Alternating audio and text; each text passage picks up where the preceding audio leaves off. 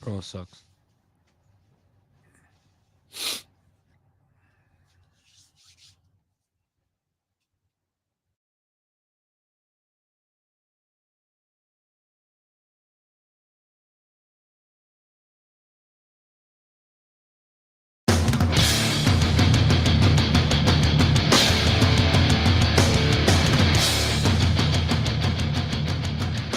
You are listening to Miller and Moulton, exclusively on the Florida Sports Network.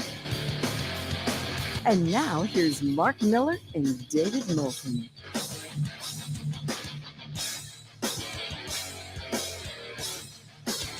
How the heck are you, Miller and Moulton, on this Friday? Hope you've had a good week. And thanks for ending it with us in some way, shape, or form here on the Florida Sports Network, floridasportsnetwork.com. How are you this morning? Doing fantastically. Up early, watching a little British Open at about 3:30 in the morning. Made extra coffee. Look at that. And you're dressed like a golfer. Like you felt like you had to dress like a golfer to watch your golf at 4 a.m. No, I may have Another one? I may have a tea time after the show today. Uh-oh. Twice in 1 week. It's a big week. Well, I normally try to play on Wednesdays and Fridays, and usually the guys that I play with, we play a little later, but it's summertime. So now instead of the normal 11:30 to 12:30, run of tea times, now they're like 10:38. So I literally, You're trying to get in before the rain. I'm racing out of here and running to the first tee after the show. All right. So I beat you here this morning, and I'm walking down the hallway, and we both enter the building in a back door, and we have about a 40-footer? Yeah, if we're sticking in golf, probably a short British Open putt. Right. We have just a nice lag to get to the studio, and from the moment I walk in the door, I hear volume. TV's on. Man, is it loud. And I'm walking and lag putt, getting closer and closer and closer. And I lean in and I look, and young Felipe is reclining in a chair that is not meant to recline in. All right, feet up, hands behind his head. And I look at him and he goes, "Is there anything better than this? 5 a.m. and Tiger Woods is playing golf." Well, the only thing would be better is if Tiger Woods was playing golf. Tell me about it, man. Well, come on now. He played a lot of golf for a long time. Those days may be over. We'll see. You had a birdie on 3. I went crazy. To get him to 5 over, he needs about 5 more. At least. The way this course is playing, they've already moved the projected cut from 1 over to even in the early morning hours, and it is laying down, and they should be making lots and lots of birdies today. It is cloudy. It's the same weather they had yesterday in the morning. I mean, it's cloudy and not much wind. None. So you can go get the course. And right now, a couple of the LIV guys are going out and getting the course. They got to show them this morning. David, there was a stretch this morning where they showed Oosthuizen, DJ, and Gooch on consecutive shots, and I nearly fell out of my chair. That's LIV. But the two leaders on the course are a couple of LIV golfers, and Taylor Gooch and Dustin Johnson. They're tied with Rory at 6 under. Rory hasn't teed off yet. Neither is the leader, Cam Young. But for the guys out on the course right now, 6 under is the lead. They're both on their back 9. Tiger teed off about an hour ago. Phil tees off, I think, in right around our bonus hour. So, we'll try to keep you updated on what's going on while you're getting up and about and getting your day started here. Love that live morning sports, but it was, yesterday the same thing. It seems to be, you and I talked about it. You asked the question of what the winning score was going to be if the weather's like this, and it certainly seems that you're going to have to get to high double digits at the very least to have a shot at winning this. I mean, this could be like when DJ won the Masters, when they played it in November. I mean, it was just a completely different course, and it was so much easier. And Next thing you know, you had to shoot 20 under to win. And when we had Bob Harrigan a couple days ago, and we asked Bob the forecast, and he said, well, right now they're not really calling for anything. And I said, well, doesn't that mean you got to go 20 under? I mean, doesn't this become the St. Jude Classic? Because a links course without wind is defenseless. And a links course with 30-mile-an-hour winds is the toughest test of golf you've ever played in your life. And it doesn't look as if they're going to be tested, but St. Andrews has done a nice job. They're tucking pins in spots to make birdies hard in certain. I mean, they're making it impossible to make birdies on certain holes. They are tucking. Man, well, they don't have a choice. I know. I'm just saying that you got a hump, okay, near a bunker there. Can we put 4 pin placements here? I don't know, but we're putting one today. The 11th is a par 3. They've got the pin tucked over in the far left corner of the green, in which every commentator says, I've never seen it here before. And the only shot you have is, I think Taylor Gooch hit it to 25 feet, or Tyler rather, hit it 25 feet right of the hole. And they all went, oh, that's a horrific shot. That's where you got to hit it here. The one good thing is the greens are so much slower, though. I mean, there's no fear with any of these putts. It's not like, oh, you can't go above the hole. That's treacherous. No, there's none of that. Here, it's only, man, I don't know if he can hit it hard enough to get it there from here. Make sure the hips release when you finish the putt. That's about it. 6 hours and 15 minutes it took Tiger, Fitzpatrick, and Homa to play yesterday. 6:15. 6:15. That's disgraceful, but I don't know what to tell you. It's going to be the same thing today. So, I mean, they've got 4 par 4s that they're driving. Well, that's apparently it, is that, when these guys are hitting it so long that now you have to wait, not just for them to get to the green. In a lot of cases, you have to wait for them to just clear. So guys are standing around. And apparently by the time you get midway through it, also there's only 1 par 5 on each 9. And so by the time you get to 14, which is the par 5 on the back 9, apparently that's just smoke them if you got them. Might as well pull in. That's like a Starbucks at 7:30 in a populated area. So not much they can do when the course is, I mean, their rounds are 5.5 anyhow. But 6:15. Man, that's brutal. That's bad. There's nothing they can do about it. No, I guess. You're right. Everything that you're saying is right. But this is one of those where I would just say to you, okay, how do you fix it?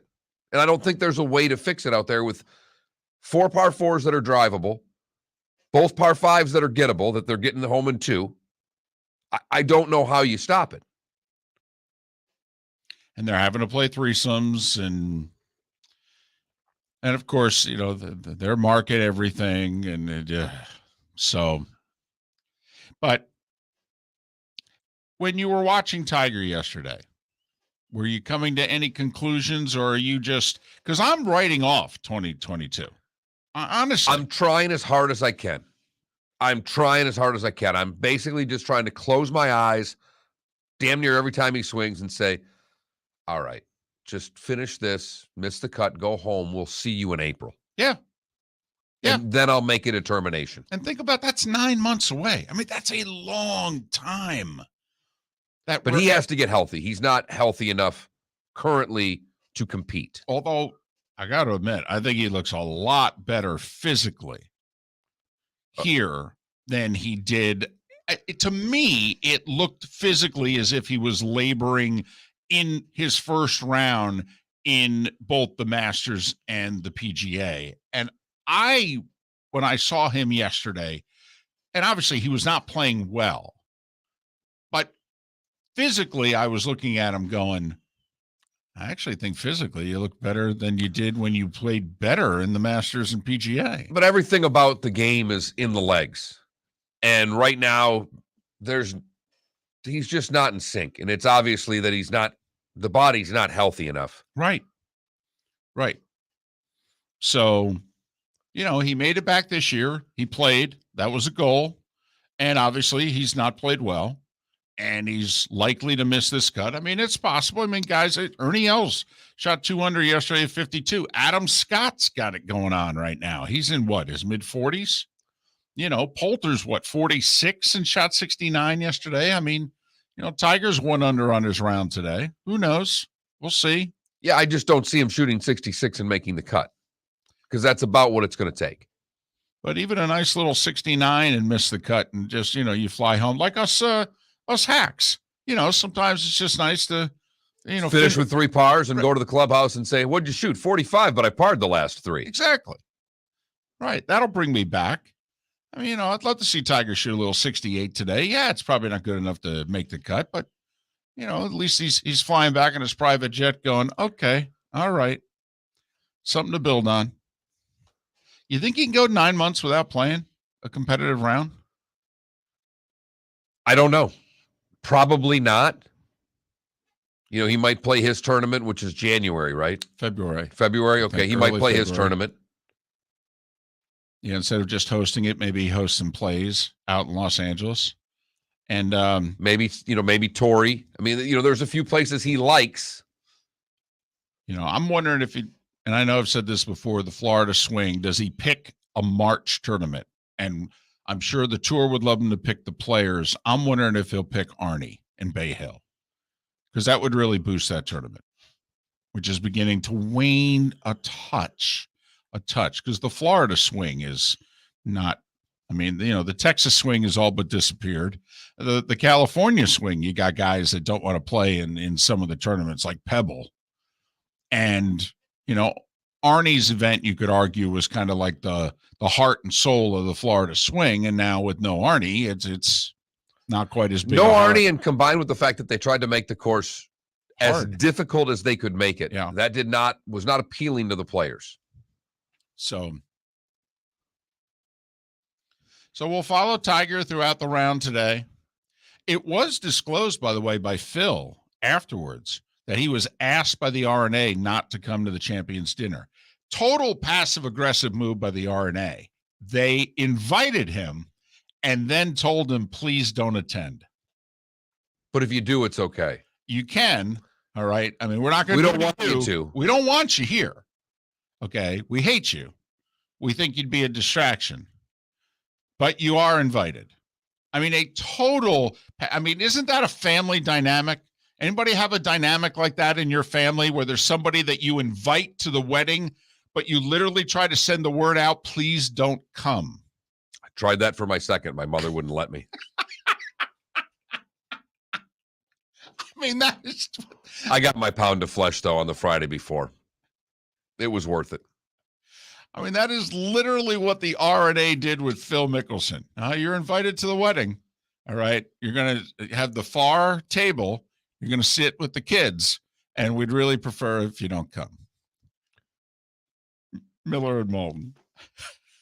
Good show lined up for you today. Thanks for waking up with us, Florida Sports Network.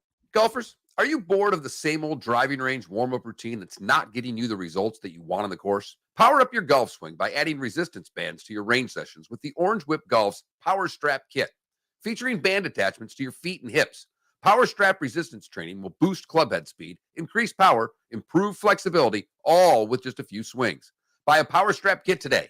Go to orangewhipgolf.com and use code Miller10 to receive an additional 10% off the already great price of $119. Bring your big mouth to John Smith Subs and indulge in their overstuffed subs with the freshest quality ingredients. Enjoy our famous steak bomb with perfectly grilled marinated sirloin steak topped with provolone cheese, grilled onions, peppers, mushrooms, crispy bacon, juicy tomatoes, and creamy mayo. Boom! Made-to-order crispy fries can be paired with the Gator, the Cuban, the Chicken Bomb, or the Italian. Love local. Eat delicious with John Smith Subs. Find a John Smith Subs location near you today. David Moulton for Napa, Napa Auto Parts, and Napa Filters. Insist on Napa filters for your vehicles, or if you're a do-it-yourselfer, only buy Napa filters. Napa has a filter for almost anything on earth that moves, whether it's motorcycles, foreign and domestic cars, vans, SUVs, earth-moving equipment. You get the idea. Napa Auto Parts, Napa filters. Insist on them for your vehicles Or if you're a do-it-yourselfer, only buy Napa filters. Mark Miller for SWFL Golf Carts or online, flgolfcarts.com. If you're looking for a golf cart, an e-bike, or an e-motorcycle, go visit Alex and the gang at SWFL Golf Carts. flgolfcarts.com online. Check out their whole inventory. If you're looking for a custom cart, they can take care of you. 2-seater, 4-seater, 6-seater, they've got you covered. E-bikes, nobody better for value and service. E-motorcycles, check them out. Again, flgolfcarts.com. flgolfcarts.com. You were listening to Miller and Moulton on the Florida Sports Network.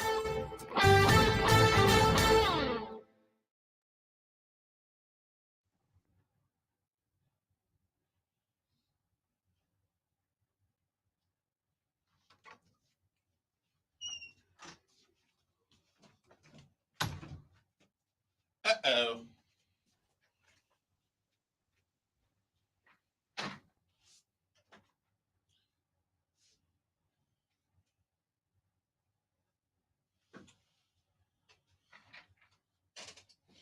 Well, that's going to be a hottie two-putt.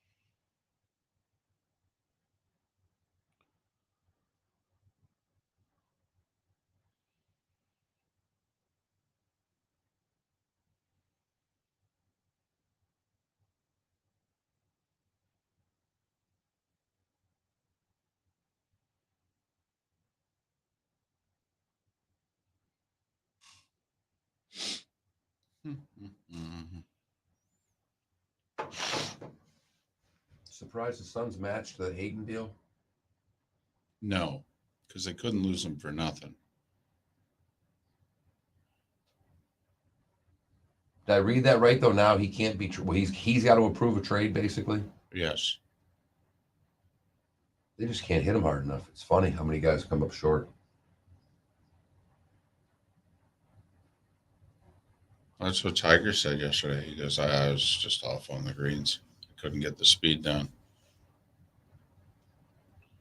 Didn't help when you started 5 over through fucking 3 or whatever it was.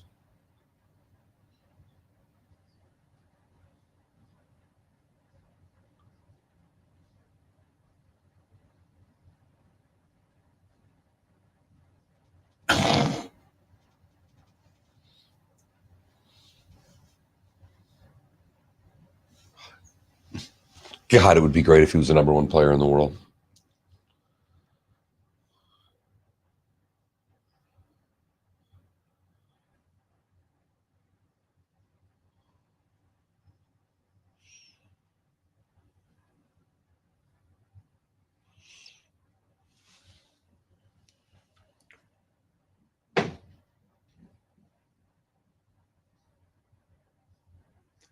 If Woods was playing 13, he's tight. Right. So he's got 117 feet. Yeah.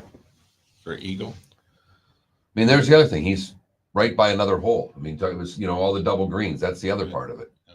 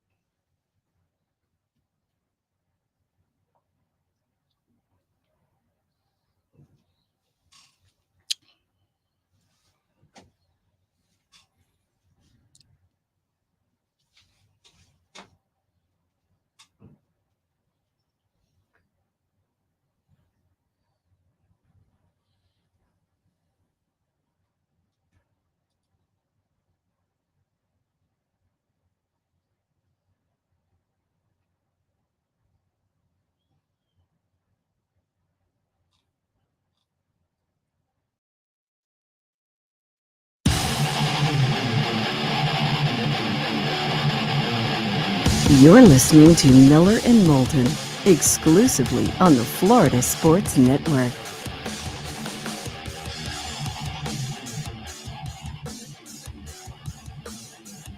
"21 minutes past the hour. Top of the morning to you. Miller and Moulton, Florida Sports Network, floridasportsnetwork.com. Thanks so much for being with us. 8 under is still your lead in the Open Championship. Cam Young, who's yet to tee off today after his 8 under 64 yesterday. But Taylor Gooch, who's one of those that left the PGA Tour in the last 2 months and joined the LIV Series, he's one back. He's the leader on the course at 7 under par. Dustin Johnson 2 back at 6 under, along with Tyrrell Hatton. Do you think we could get Tyrrell Hatton to be the number 1 golfer in the world? Because those that don't know, He's the John McEnroe of golf. don't you just have to mic him up and just go? Just follow him around, mic him up, and then just constantly have, every 15, 20 minutes, just give everybody a taste of what he's been like. I would love it. He is something. I mean, he wears it right on his sleeve. The emotions are coming out after every shot, and he still manages to play some pretty damn good golf, Right? despite being an emotional train wreck out there. Just constantly yelling at himself. Oh, he just beats the crap out of himself out there. It is absolutely something. Well, Rahm had that little tirade last week when he kind of pull hooked a tee shot and he berated himself. You just bleep, bleep, bleep, suck, bleep, bleep, yelling at himself on the tee. Right. I got you. Hatton does it on he does it 72 times around. Right. It's fantastic. And for those of us that like that sort of thing, those that think their golfers should be prim and proper, keep it on the inside, whatever. Well, I don't, it's funny because they all like Tiger, and Tiger's been doing it for, I know, quarter century nearly out there. That was really the first thing that people got on him about during the first half of his career. I mean, the golf was so extraordinary. There was very little that you could pick at, but Tiger did throw some expletives around. Oh, colorfully. Yes. Too. He would berate himself. Yeah, he was and he was a good swearer. Yes. I mean, there are those that have the arts down when it comes to their colorful language, and Tiger was a good swearer. He could slam a club. He could do a half toss of a club too. So, yeah, I mean, he could take a little frustration out with a club slam. Right. That was about the only thing you could really go after Tiger about in the first 10, 12 years of his career. Because, I mean, it's the best stretch of golf the sport's ever seen. So, I mean, what are you going to say about the guy? Of course, we didn't know what was going on off the course. And we didn't care. No. Most people don't care now that they know what was going on off the course.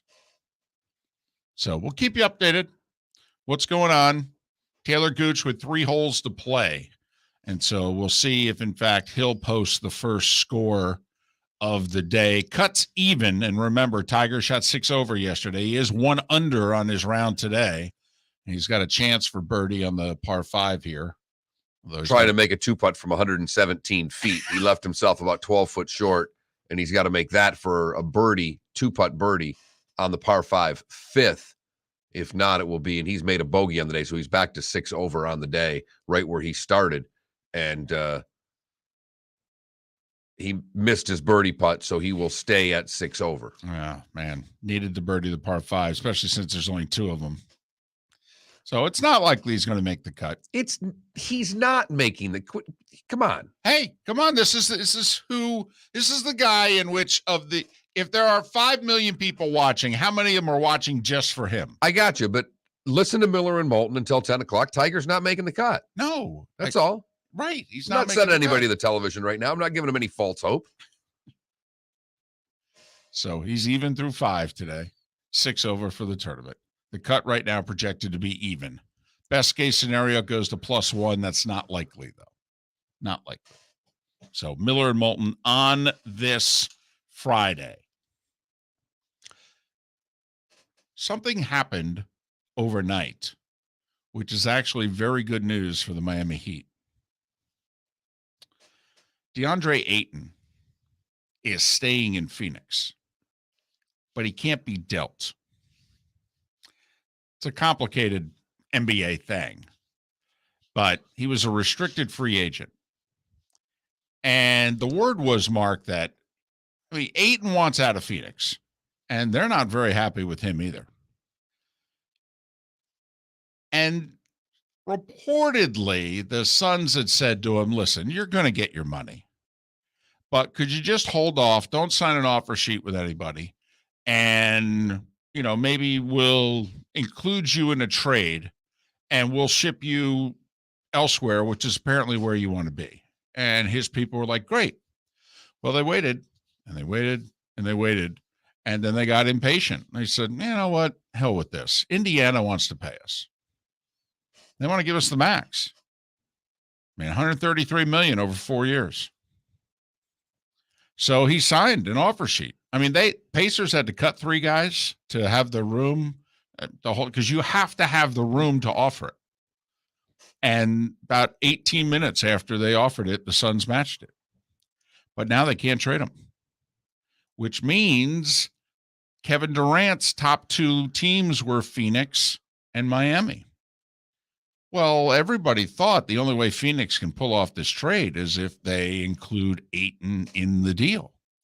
Well, now by league rules, they can't trade DeAndre Ayton. So Ayton's going to remain a Sun at least till January 15th. I don't think they can trade him till then. And I think even then he has to approve where it is he's sent. So how in the hell is Phoenix going to get Kevin Durant? They don't have enough to offer. So if you're a Miami Heat fan, life just got a little bit better for you right now. You now have more that you can offer New Brooklyn than Phoenix does. Now, you don't have as much as New Orleans or Toronto or teams like that, but you're now ahead of Phoenix because you got Tyler Hero. You got 3 first-round picks. You could maybe even throw a little bit of this, a little bit of that. Life got better for the Miami Heat in the last 12 hours. As far as this offseason, it's all or nothing for Durant. There will be more free agents in the future and more people available, but it's Durant or nothing. He is the whale. For whom? For who?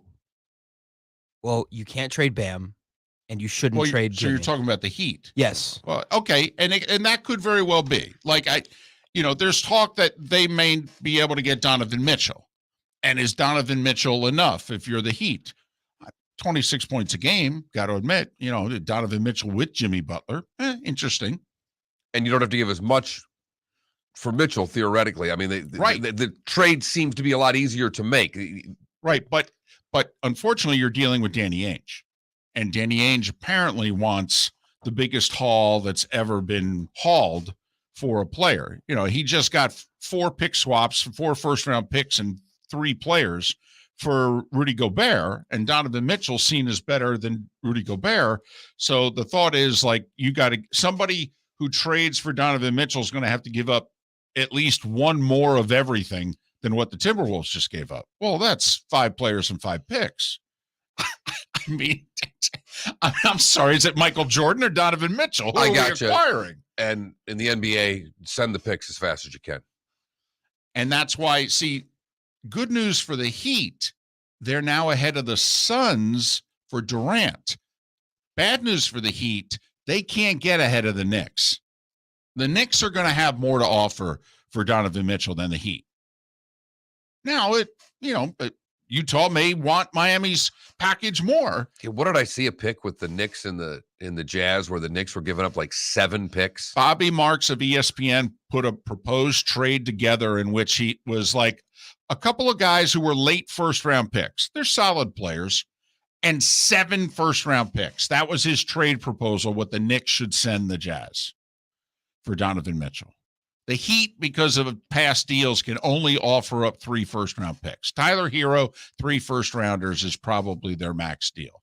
The starting 5 is next. Miller and Moulton, Florida Sports Network. Bring your big mouth to John Smith Subs and indulge in their overstuffed subs with the freshest quality ingredients. Enjoy our famous steak bomb with perfectly grilled marinated sirloin steak topped with provolone cheese, grilled onions, peppers, mushrooms, crispy bacon, juicy tomatoes, and creamy mayo. Boom! Made-to-order crispy fries can be paired with the Gator, the Cuban, the Chicken Bomb, or the Italian. Love local. Eat delicious with John Smith Subs. Find a John Smith Subs location near you today. Mark Miller for SWFL Golf Carts, or online, flgolfcarts.com. If you're looking for a golf cart, an e-bike, or an e-motorcycle, go visit Alex and the gang at SWFL Golf Carts. flgolfcarts.com online. Check out their whole inventory. If you're looking for a custom cart, they can take care of you. 2-seater, 4-seater, 6-seater, they've got you covered. E-bikes, nobody better for value and service. E-motorcycles, check them out. Again, flgolfcarts.com. flgolfcarts.com. David Moulton for Napa, Napa Auto Parts, and Napa Filters. Insist on Napa filters for your vehicles, or if you're a do-it-yourselfer, only buy Napa filters. Napa has a filter for almost anything on earth that moves, whether it's motorcycles, foreign and domestic cars, vans, SUVs, earth-moving equipment. You get the idea. Napa Auto Parts, Napa filters. Insist on them for your vehicles, or if you're do-it-yourselfer, only buy Napa filters. Golfers, are you bored of the same old driving range warm-up routine that's not getting you the results that you want on the course? Power up your golf swing by adding resistance bands to your range sessions with the Orange Whip Golf's Power Strap Kit. Featuring band attachments to your feet and hips, Power Strap resistance training will boost clubhead speed, increase power, improve flexibility, all with just a few swings. Buy a Power Strap Kit today.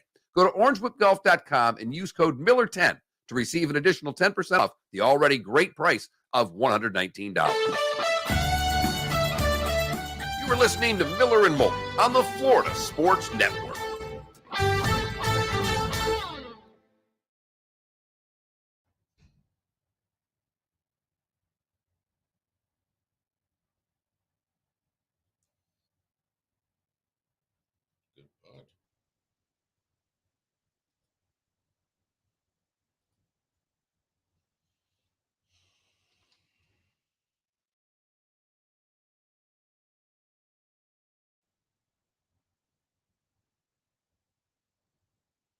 By the way, I wouldn't go in the water on Long Island right now. Yeah. Yeah.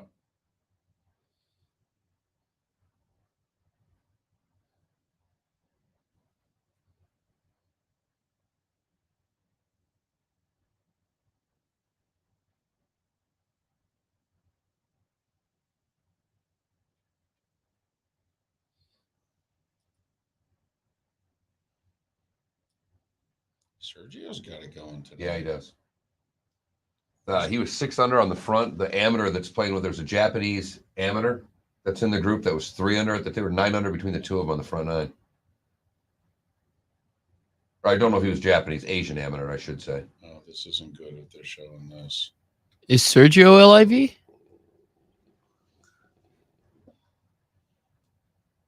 No, right? Oh, the train going. He's 110.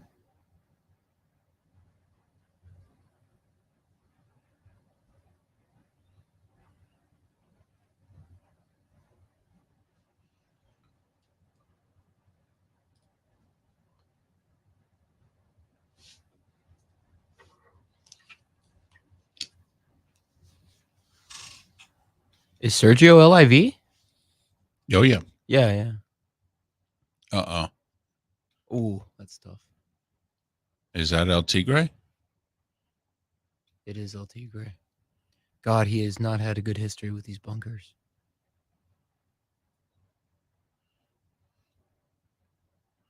You got to go sideways. Yeah. See, to me, Donovan Mitchell is more like a tuna. You know, KD is a whale. What do you put for a poll question? I don't know. How'd it go with Tiger yesterday? I got up so late, I doubt there are any votes. It's whale hunting season for 30 Riley. votes. How many? 30. Oh, where did we put it up at 8:30? No, we put it up at 9. It was after 9.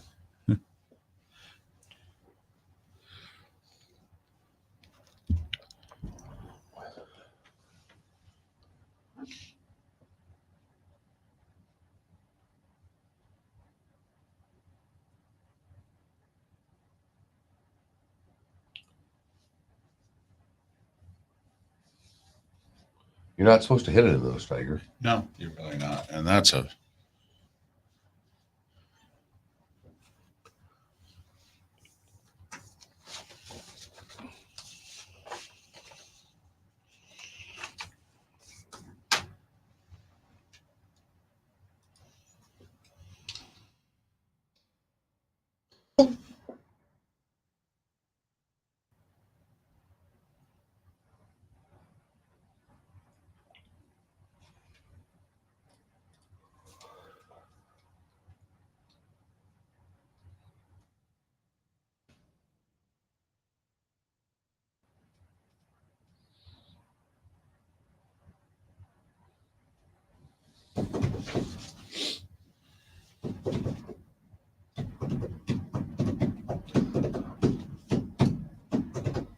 Who's the bigger horn dog in the Musk family?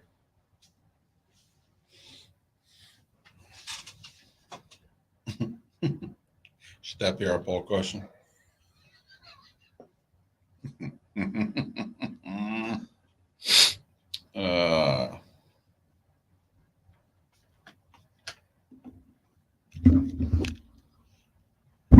I'm assuming he went sideways. That's his third shot. He went right.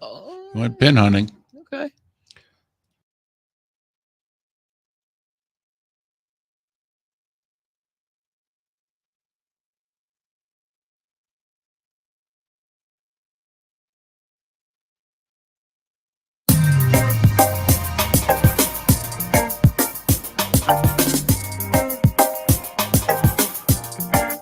Welcome back to Miller and Moulton, only on the Florida Sports Network.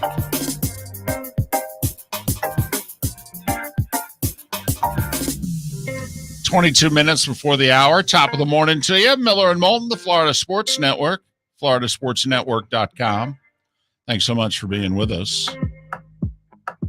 Tiger Woods even par on his round, but facing about a 20-footer for par on number 6. So likely to go over par for the day. And, well, he's not going to make the cut. And in theory, we won't see him again until the Masters. 9 months away. Doesn't that seem like a long time from now? It is a long time from now. Yeah, that is a long time from now. Doesn't even seem like it. It is a long time from now. Well, but, since the pandemic, I think we've all kind of kept track of time a little bit differently, and at least I know I have. Yeah, it's just been one running clock for the last 3 years. So things seemingly have moved a little more slowly. Yeah, like you're in a 7th grade basketball game down 44-8, and they're not turning the clock off, David. Yes, we. Pretty damn. When good are we way of putting going it. to the running clock? Could we please put the running clock in? So that's all. 9 months just seems a lot has seemingly happened in a 9-month period of time lately, sports and otherwise. So it seems like a long time from now. That's all. Miller and Moulton.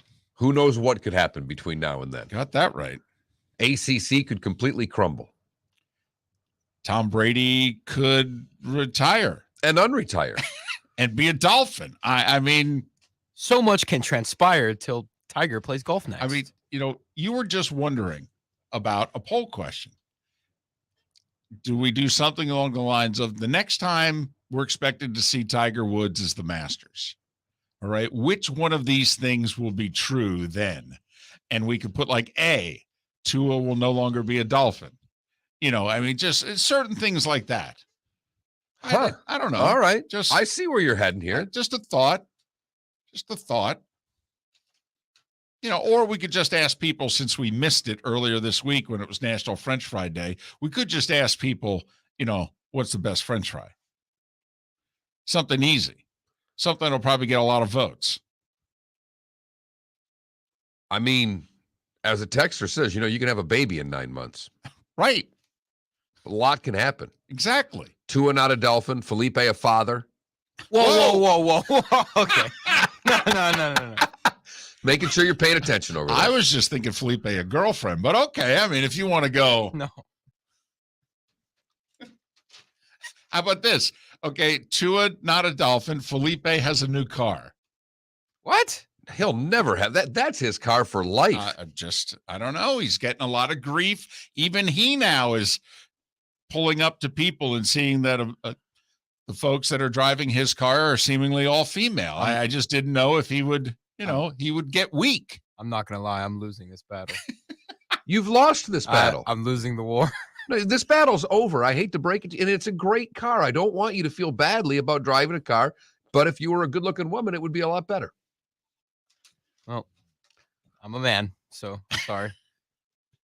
So that's all. It just, some thoughts about a poll question a little early. Time for The starting five. 5 stories you need to know. It's the starting 5 on Miller and Moulton. Here's number 1. Cameron Young is still your leader at the Open Championship. His 8 under 64.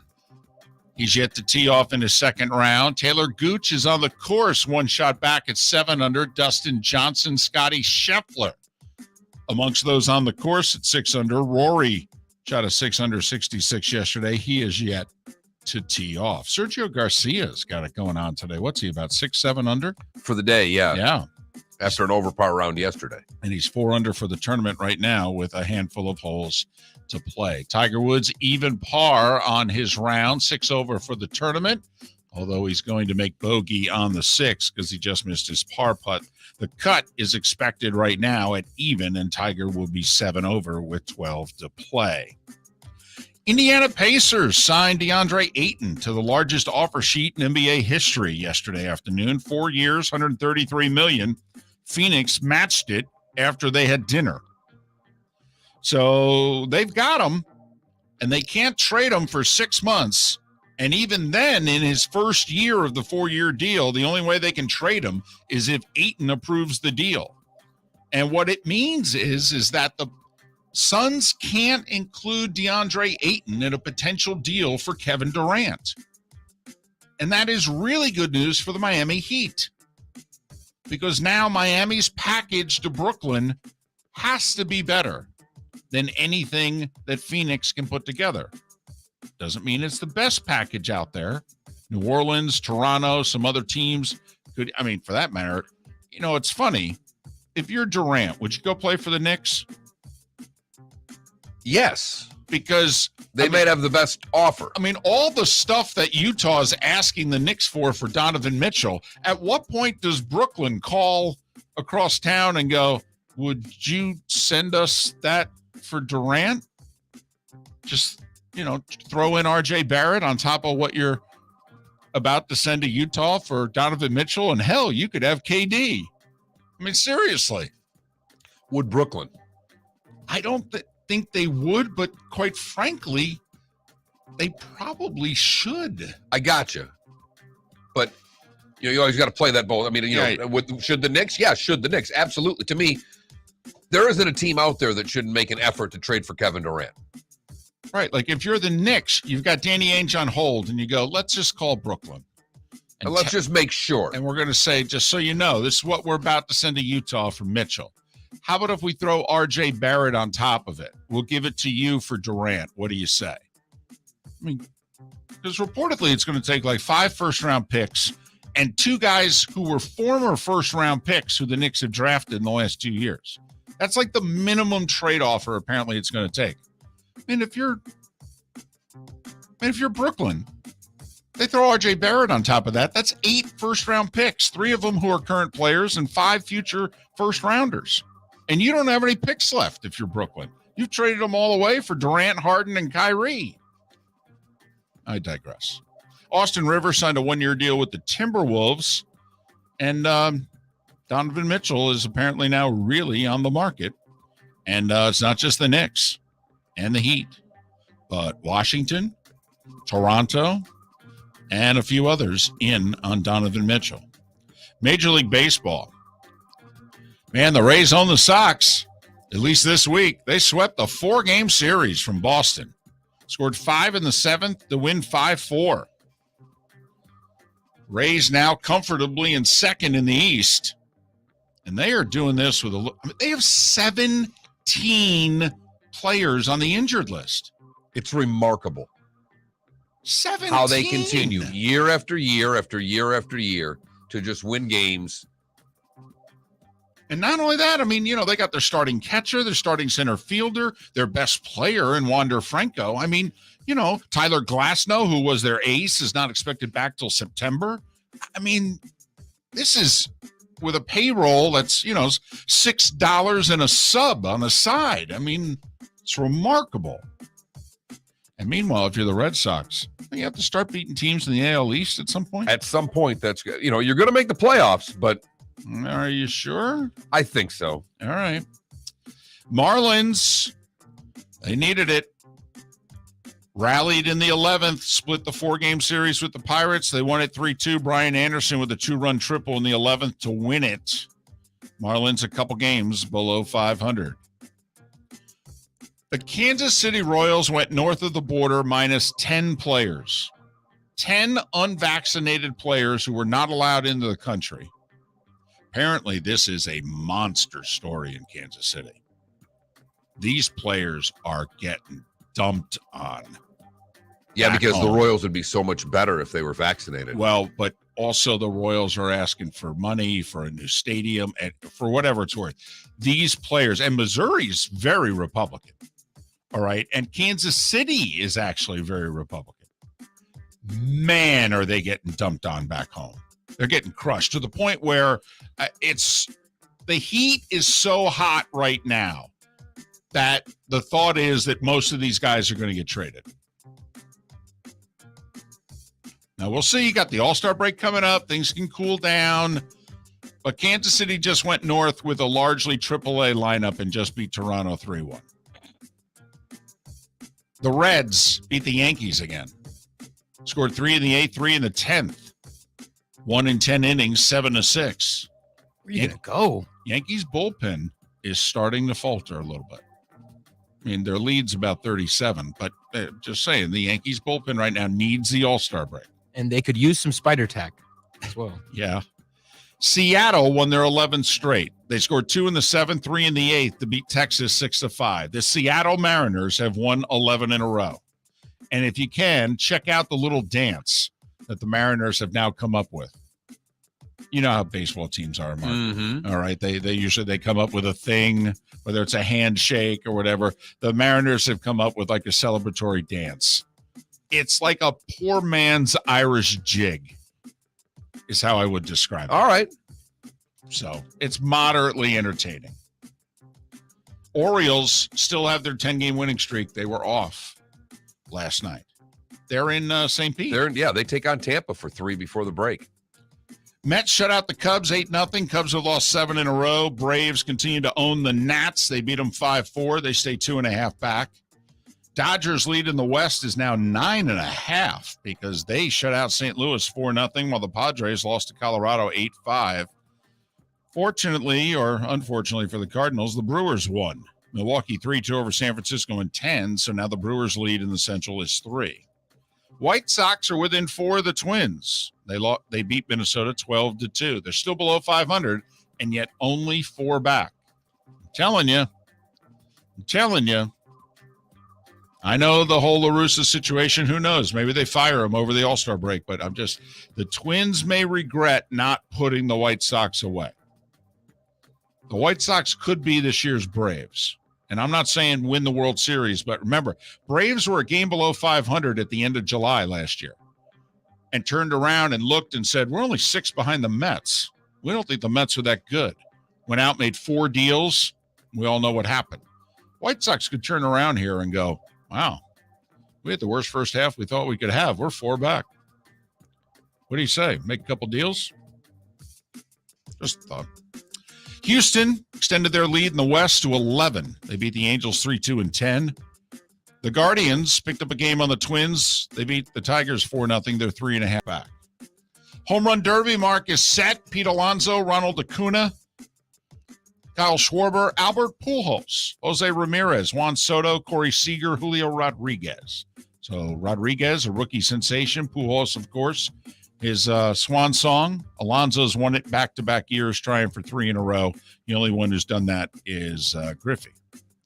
Agent Casey Close is suing Fox's Doug Gottlieb for libel. fascinated by this story. Because of the tweet that Gottlieb sent out a couple of weeks ago. Daniel Snyder is not going to honor the subpoena. And now he's not honoring it. He's not even going to do it. Not doing the Zoom. No. He says, you guys suck so much. I think so little of you. No. Offensive tackle Mitchell Schwartz, who played 9 years in the league, went to 4 Pro Bowls, missed all last year with back surgery. He decided to retire yesterday at the age of 31. 45-year-old former Carolina Panthers first-round pick Rashard Anderson was found dead yesterday at the age of 45, and right now, no cause of death. And Apple TV, we figured this out, that the NFL would want to go with a new media partner. It came down to Amazon, ESPN Plus, and Apple TV. Well, they've got to deal with Amazon, and they got to deal with Disney. So we figured they would go with Apple. It helps that Apple TV is apparently going to pay $3 billion a year. $3 billion a year. Wow. For Sunday Ticket, which is 3 times what DirecTV is paying right now. It actually will be the richest annual media deal that the NFL has. Yes, it is. Yes, it is. And that was the Starting 5 every weekday morning at this time on Miller and Moulton.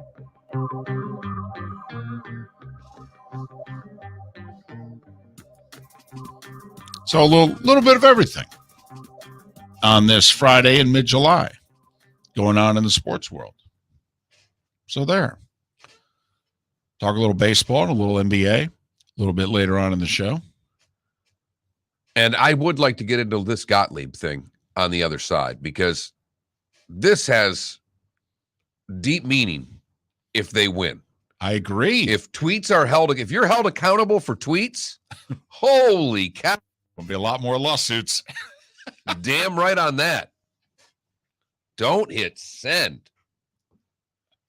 Miller and Moulton. 1 hour down, 2 to go in some parts, 3 to go in others. Miller and Moulton, the Florida Sports Network. Mark Miller for SWFL Golf Carts, or online, flgolfcarts.com. If you're looking for a golf cart, an e-bike, or an e-motorcycle, go visit Alex and the gang at SWFL Golf Carts. flgolfcarts.com online. Check out their whole inventory. If you're looking for a custom cart, they can take care of you. 2-seater, 4-seater, 6-seater, they've got you covered.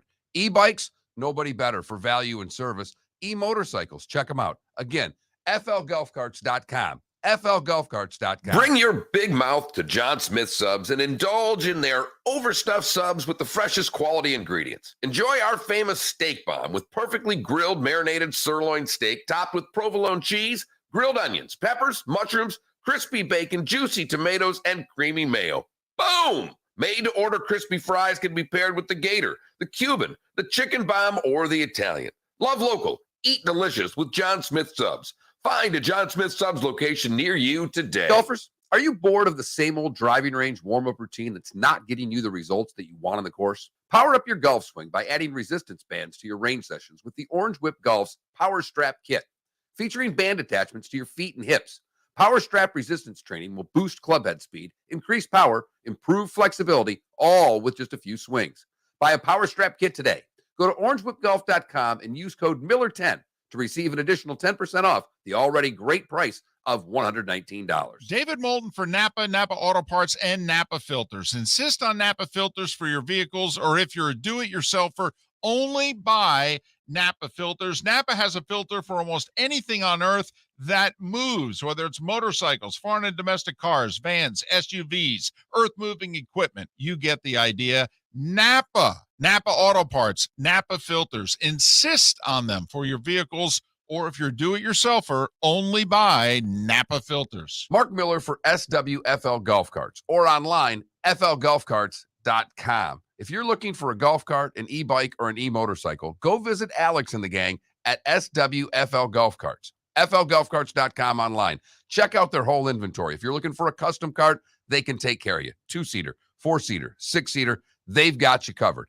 E-bikes, nobody better for value and service. E-motorcycles, check them out. Again, flgolfcarts.com. flgolfcarts.com. Golfers, Are you bored of the same old driving range warm-up routine that's not getting you the results that you want on the course? Power up your golf swing by adding resistance bands to your range sessions with the Orange Whip Golf's Power Strap Kit. Featuring band attachments to your feet and hips, Power Strap resistance training will boost club head speed, increase power, improve flexibility, all with just a few swings. Buy a Power Strap Kit today. Go to orangewhipgolf.com and use code Miller10 to receive an additional 10% off the already great price of $119. You are listening to Miller and Moulton on the Florida Sports Network.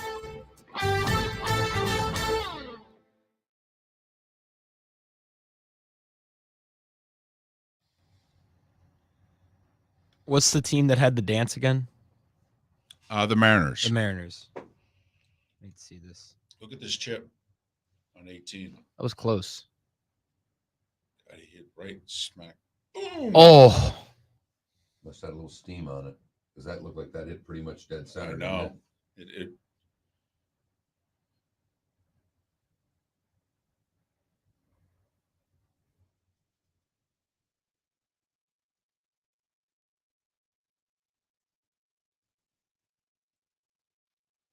Slow down, kid. You're in way too big of a hurry. I was going to say, yeah. I know you made birdie. Backed up. You want to I know. march to 2 and hit a tee shot, but just slow it down a little bit there, bud. There's no hurry, son. oh, I love it. They all like put their arms around each other and make a circle. Well, the infielders did their own thing. The outfielders did a their own- separate thing. Yeah, yeah, yeah. It's a fun baseball team. Tiger with the turtleneck. Turtleneck Tiger.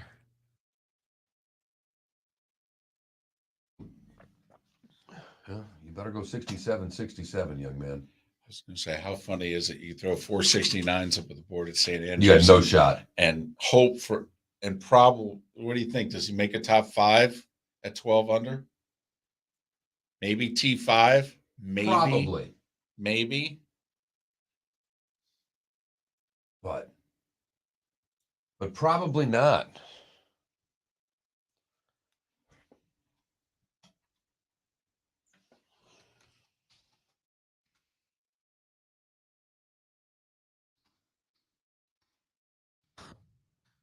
Follow Lamar Jackson on Twitter. And he liked a fake, like, Odell to the Bills post. Posted by Bleak Sure Report. Heidi's dad, it's getting ridiculous now. I mean,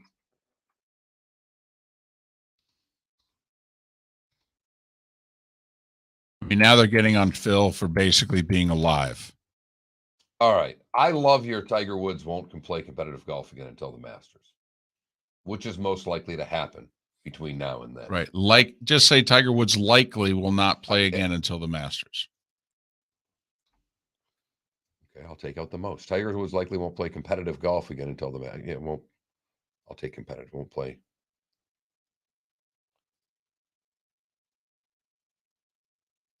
I'll just take the. I'm just going to play. Tiger Woods likely won't play competitive golf again until the Masters, which is most likely to happen between now and then. Tua no longer golfing. Miami will be ranked. Miami wins the ACC. There it is. There it is.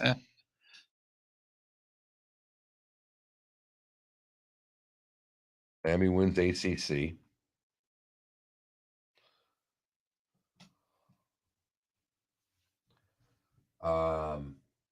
So we went football. Tom Brady retires. Well, everybody will vote for that. All right. Bucks win the Super Bowl.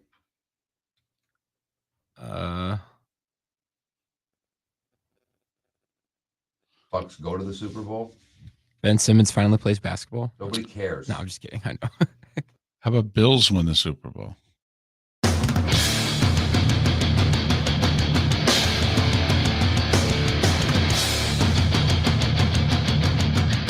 You are listening to Miller and Moulton, exclusively on the Florida Sports Network. And now here's Mark Miller and David Moulton.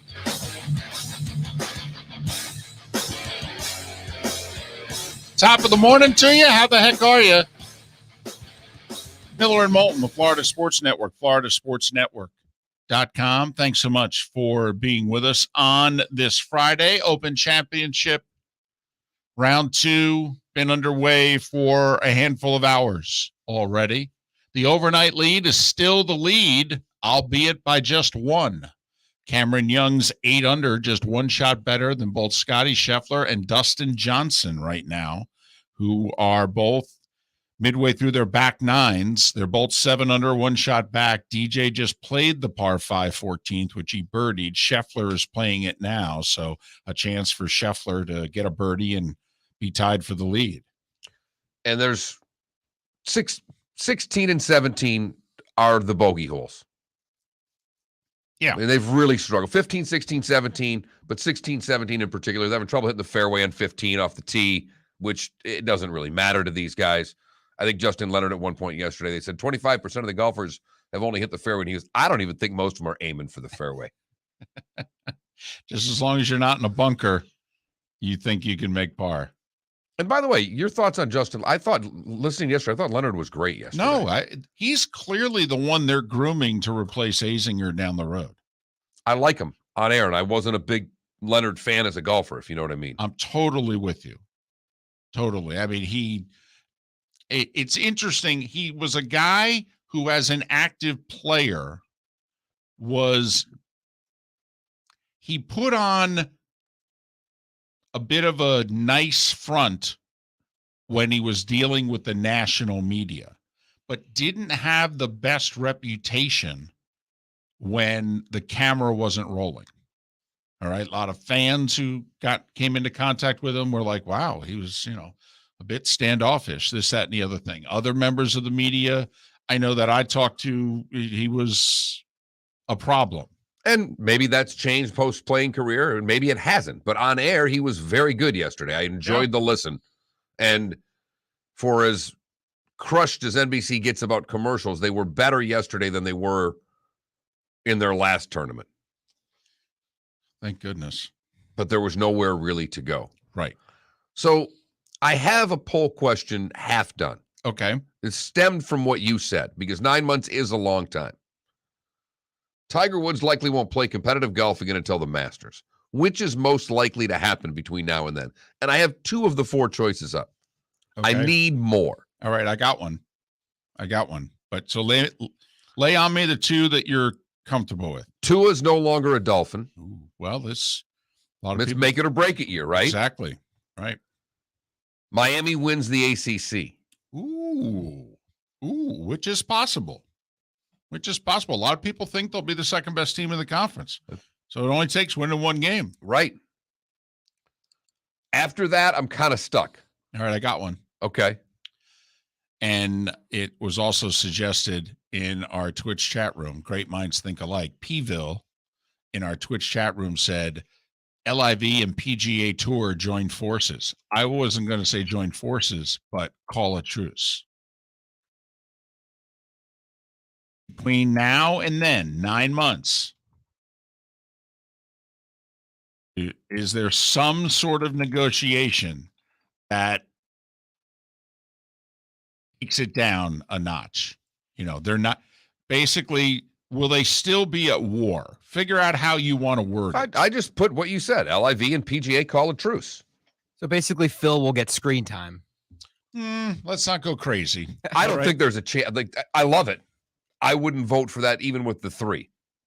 And I'm trying to figure out a way to slip the Gators or the Bucks or something else in there that is, I like it.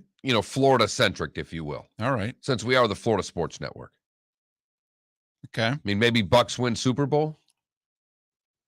Go to Super Bowl? Go to Super Bowl. Right. All right. Poll question's about to be up. Okay. I like it. 9 months, a long time from now. And if this is going to be Tiger's last round until the Masters, and he has indicated he's not likely to play in tournaments that are not the majors, well, what's going to happen in the sports world between now and then? A lot. I mean, think about it. The entire football season will take place. Not only will the entire football season take place, the entire football season and most of free agency will take place because free agency starts mid-March. Well, when do the basketball and hockey playoffs start? Oh, they start right around the time of the Masters. Right. We'll have basically completed an NBA season. Regular seasons anyway. Right. Yeah. An entire NFL season and college football. I was going to say maybe Deshaun Watson plays a game. Wow. That's not bad. That's not bad. I think a lot of people. Problem is, I already posted the question. Also, I think a lot of people would vote because they're betting on a non-1-year suspension. My guess is it would have won. It's good though. That's good. We went more Florida sports. That's really good. We could put up for another poll. Keep that though in the back of your head. Okay. What happens first? Deshaun Watson plays a game or Felipe has a girlfriend? Oh. This is Wow. Huh?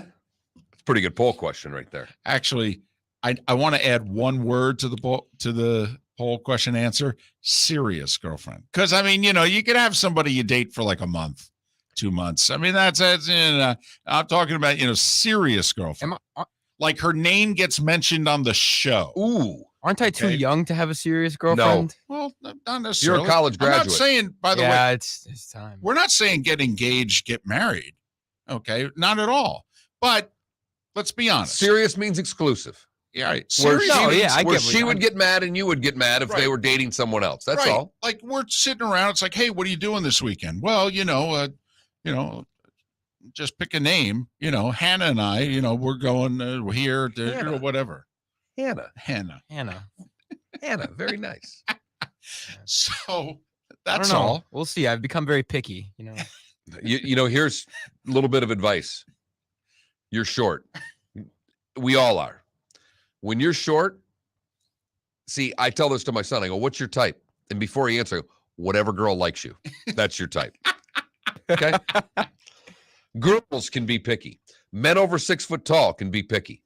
Short guys, we've got no real choice. Come on, man. 5'10" ain't that bad. You keep adding height. He's growing since he's done this show. I'm 5'10" in these shoes, I'll tell you that. These shoes. Okay, Radar O'Reilly. What is he, a draft prospect? We have to list 2 heights: 5'10" with shoes, 5'8.5" without.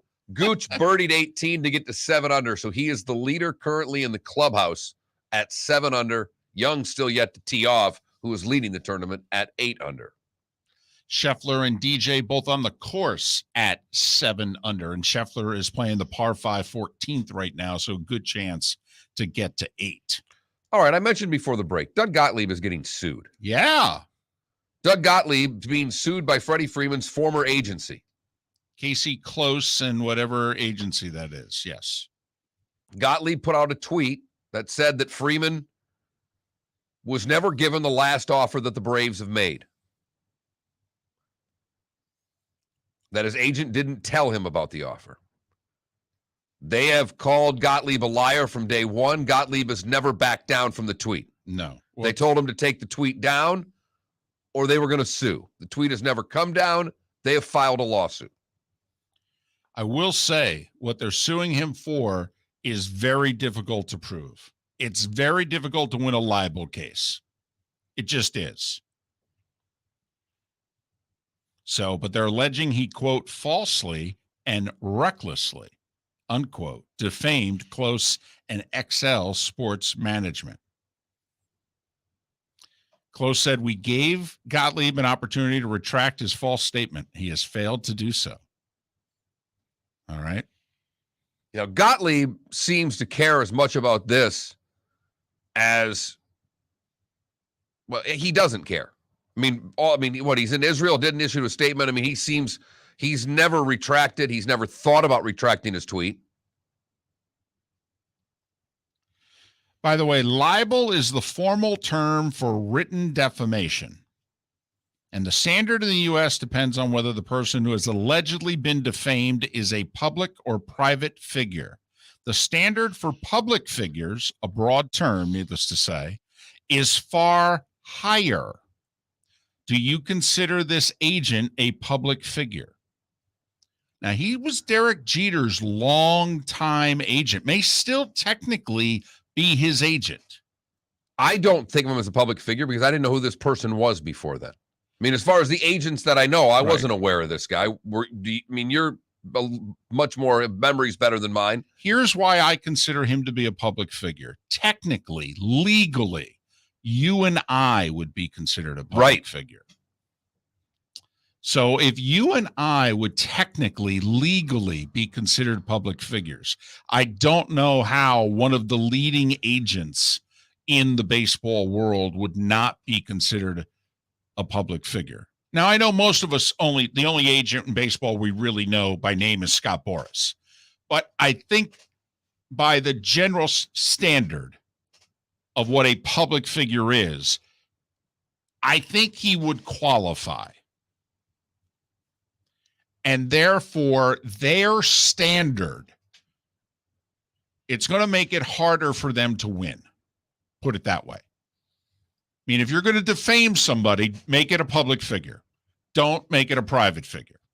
The standard is much lower. That's 100% true. If I learned one thing at FGCU with my degree in journalism, is that libel is a big no-no. But it's very difficult to win. Yes. So there you have it. So, do you think they have a shot at winning against Gottlieb? A shot? Yes. Because they are adamant, and they have been from 3 minutes after the tweet, that what he tweeted was inaccurate.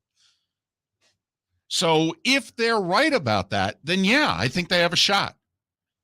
They did put in the suit what the offers were, when the dates were, trying to line up everything to plead their case.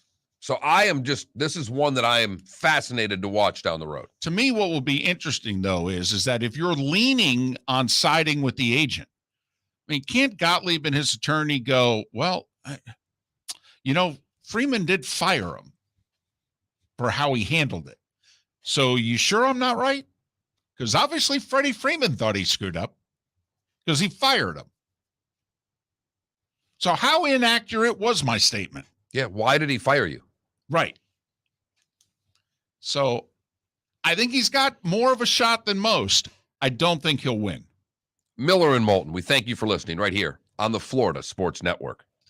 Bring your big mouth to John Smith Subs and indulge in their overstuffed subs with the freshest quality ingredients. Enjoy our famous steak bomb with perfectly grilled marinated sirloin steak topped with provolone cheese, grilled onions, peppers, mushrooms, crispy bacon, juicy tomatoes, and creamy mayo. Boom! Made-to-order crispy fries can be paired with the Gator, the Cuban, the Chicken Bomb, or the Italian. Love local. Eat delicious with John Smith Subs. Find a John Smith Subs location near you today. Mark Miller for SWFL Golf Carts, or online, flgolfcarts.com. If you're looking for a golf cart, an e-bike, or an e-motorcycle, go visit Alex and the gang at SWFL Golf Carts. flgolfcarts.com online. Check out their whole inventory. If you're looking for a custom cart, they can take care of you. 2-seater, 4-seater, 6-seater, they've got you covered. E-bikes, nobody better for value and service.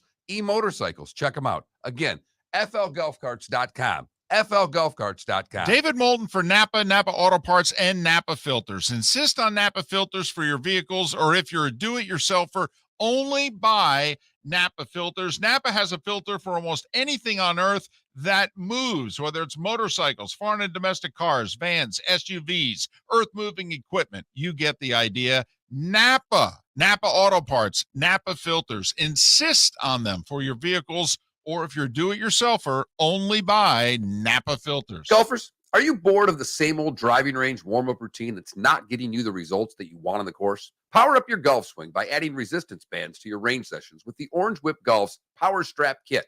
Featuring band attachments to your feet and hips, Power Strap resistance training will boost clubhead speed, increase power, improve flexibility, all with just a few swings.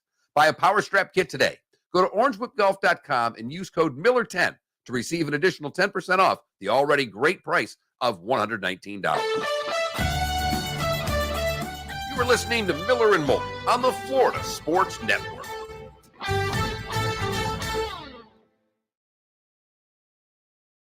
Heineke, the Washington kid there, Heineke or whatever. How do you say his name? Yeah, Taylor Heineke. Heineke. Okay. Tier 2, they've got Trey Lance, Jordan Love, which Trey Lance is starting, so why do you have him there? And Huntley from the Ravens. This is what I don't get. Now they have tier 2.5. They put Mayfield and Darnold. Tier 3. Okay, so they didn't really forget it. Forget it. I don't know if I'm sold on Trey Lance yet. This is a terrible article. And I think a lot of people agree with me. Really excited about this article until I started reading it.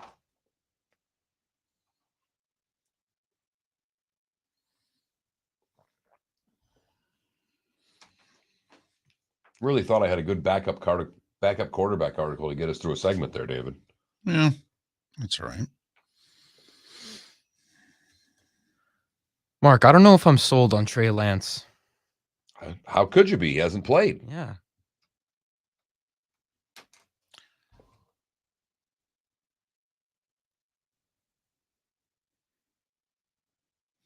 You know what college football people have been doing this week?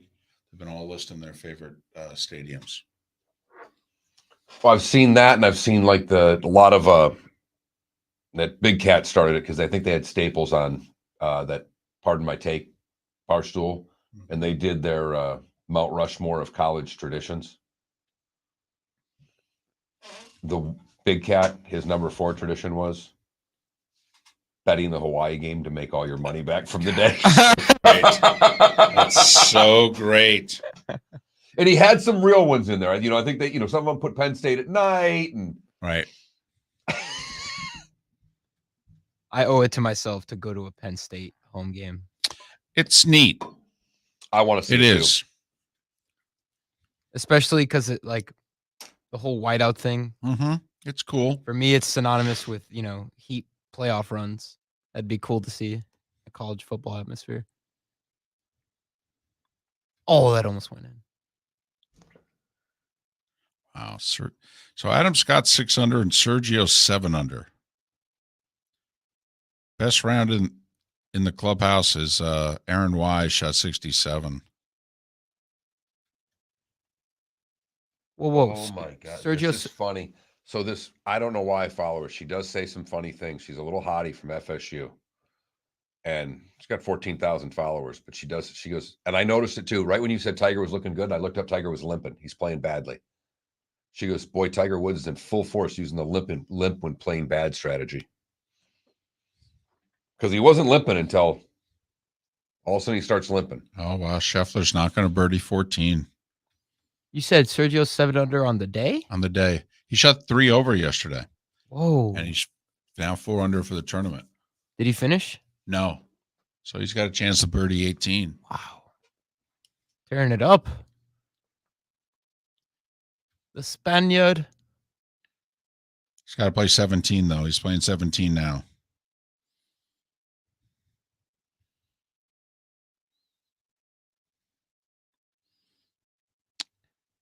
Sergio's got 5 birdies, and he eagled 9. Yeah, I saw that this morning.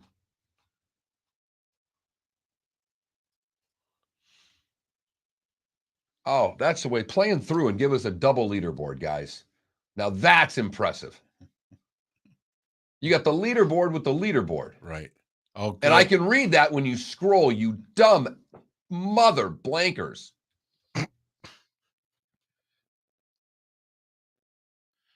I wonder if that's the world feed.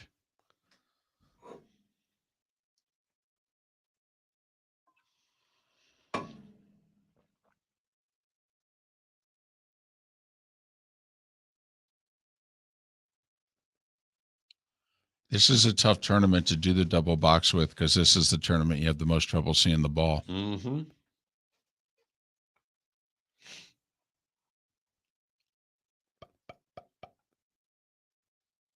Biscuit Brown. Right.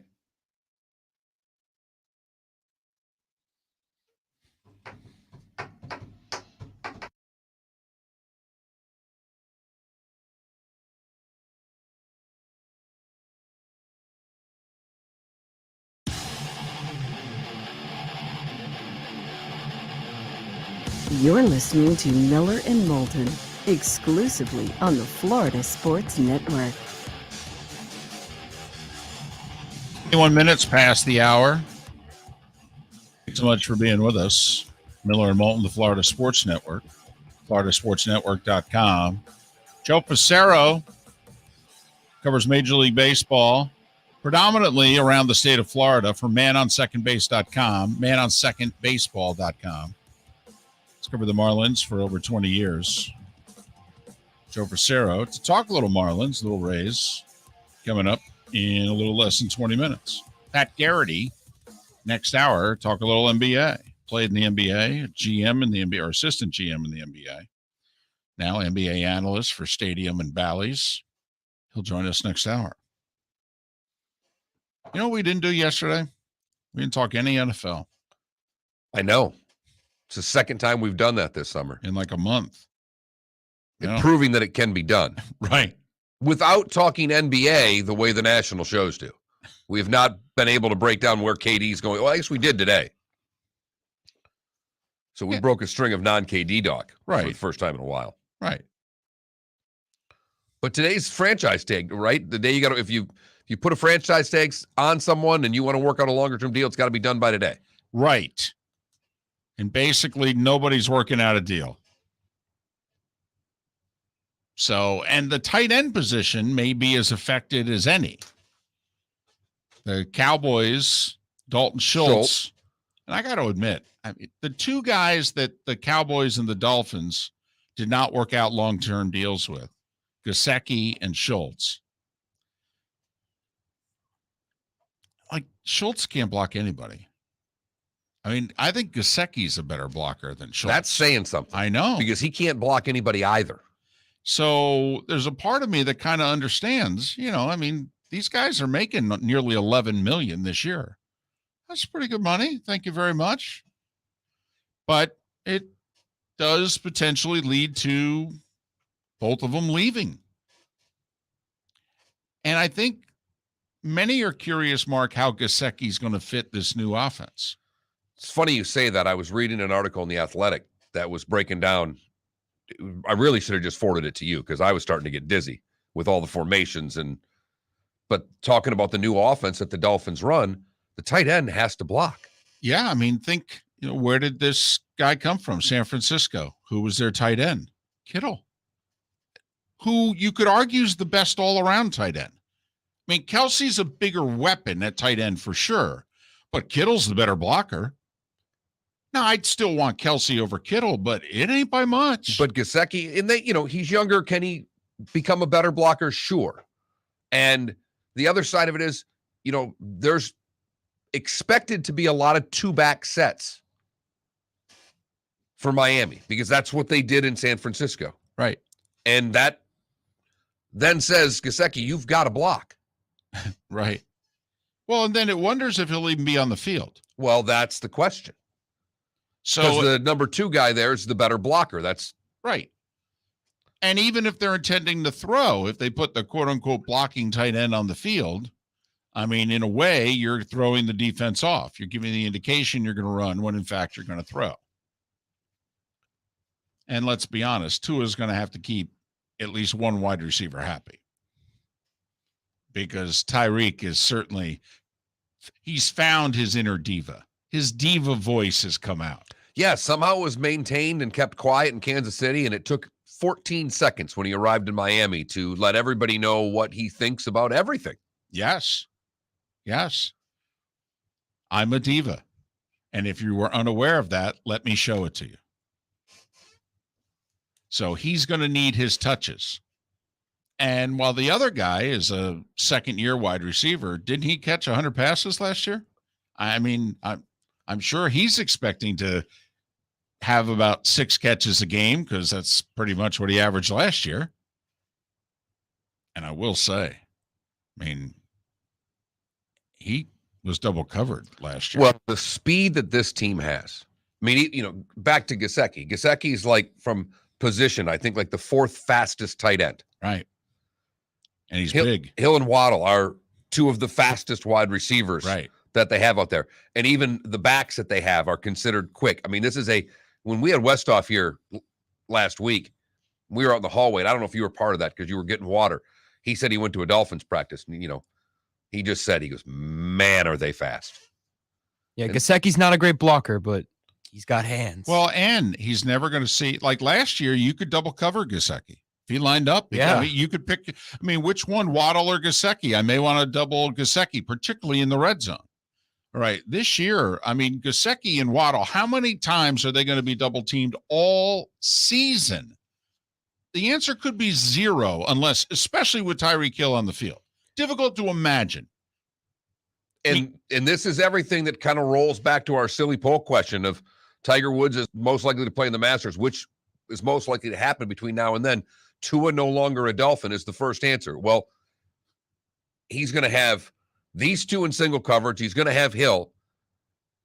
And the pressure on whether or not he can throw the deep ball to try to allow Miami to run more. Can he take teams out of coverage? Is he going to be able to? We all know he's accurate enough because he is. He's going to get challenged to throw the deep ball this year. Yeah. He'll still be a Dolphin. It's funny how Tua suddenly can't throw the deep ball. What is Tua's most famous play? Yep, there it is. And David, it's his pass against Georgia, and it's a deep ball. It's a Right. bomb. I've got you. In stride. To what? Now the difference is that the defensive backs he's facing in the National Football League are a little better than the defensive backs he was facing in that game. Oh, I don't know. I think both guys on the double coverage are playing Sundays, but now granted, he threw it to a guy who was a first round pick with the Eagles. I mean, Right. Who was his pretty other talented. receiver? Right. He's now his teammate. Mhm. Right. Right.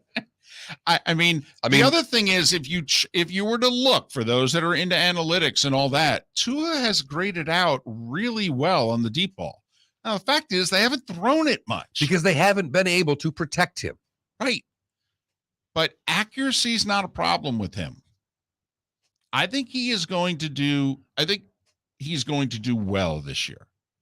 I think they are going to do well this year. I mean, at least in my lifetime as a Dolphins fan, which we've talked about has been quite depressing, I don't think I've ever seen them assemble talent like this. Agreed.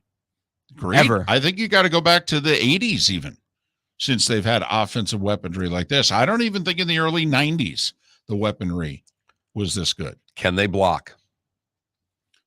And I don't know that they're going to be asked to block for a long period of time either. But, I mean, they have to win. I mean, they do. What's their over under 9? Yeah, maybe. I don't know if a half is attached to that or not, or if it's just 9. If I were to ask you, do you think the Dolphins will win 10 games this year? Remember, they play 17. No, I am aware of that. They have a tough schedule. They have a really tough schedule. And they better make hay early because their finishing stretch is hard. Even if they're a good team, it's hard. If it were 9.5, I'd be apt to go under because I just have this season has 9-8 written on it to me. For the Dolphins? Yes. No. You could be a good team this year in the AFC and only win 9 or 10 games. The AFC's so loaded. Nope. So loaded. It's true. But they'll win 10 games. And it may not be enough. And you could see where 10 is like a multi-team tiebreaker. Totally, David. Did you win the right 10? Is your conference record a game better? Do you win a head-to-head? The Dolphins in that home stretch, I think they've got the Chargers and somebody else. I mean, you could see certain games in which you go, ooh, that could be a wild card tiebreaker. And that's the other thing working against the Dolphins. I mean, we're all giving the division to the Bills. It's not like winning the division's an option. In the South and the North, winning the division is an option. Hell, it might even be an option in the West. And if they're going to get 10 games, they're going to have to go 4-2 in the division. And the Jets got better. And that means you got to sweep both the Jets and the Patriots if you're going to get swept by the Bills. Miller and Moulton. We'll switch gears for the moment. Talk a little baseball on the other side. Thanks for listening to Florida Sports Network. Golfers, are you bored of the same old driving range warm-up routine that's not getting you the results that you want on the course? Power up your golf swing by adding resistance bands to your range sessions with the Orange Whip Golf's Power Strap Kit. Featuring band attachments to your feet and hips, Power strap resistance training will boost club head speed, increase power, improve flexibility, all with just a few swings. Buy a power strap kit today. Go to orangewhipgolf.com and use code Miller10 to receive an additional 10% off the already great price of $119. Bring your big mouth to John Smith Subs and indulge in their overstuffed subs with the freshest quality ingredients. Enjoy our famous steak bomb with perfectly grilled marinated sirloin steak topped with provolone cheese, grilled onions, peppers, mushrooms, crispy bacon, juicy tomatoes, and creamy mayo. Boom! Made-to-order crispy fries can be paired with the Gator, the Cuban, the Chicken Bomb, or the Italian. Love local. Eat delicious with John Smith Subs. Find a John Smith Subs location near you today. David Moulton for Napa, Napa Auto Parts, and Napa Filters. Insist on Napa filters for your vehicles, or if you're a do-it-yourselfer, only buy Napa filters. Napa has a filter for almost anything on earth that moves, whether it's motorcycles, foreign and domestic cars, vans, SUVs, earth-moving equipment. You get the idea. Napa Auto Parts, Napa filters. Insist on them for your vehicles, or if you're do-it-yourselfer, only buy Napa filters. Mark Miller for SWFL Golf Carts, or online, flgolfcarts.com. If you're looking for a golf cart, an e-bike, or an e-motorcycle, go visit Alex and the gang at SWFL Golf Carts. flgolfcarts.com online. Check out their whole inventory. If you're looking for a custom cart, they can take care of you. 2-seater, 4-seater, 6-seater, they've got you covered. E-bikes, nobody better for value and service. E-motorcycles, check them out. Again, flgolfcarts.com. flgolfcarts.com. You were listening to Miller and Moulton on the Florida Sports Network.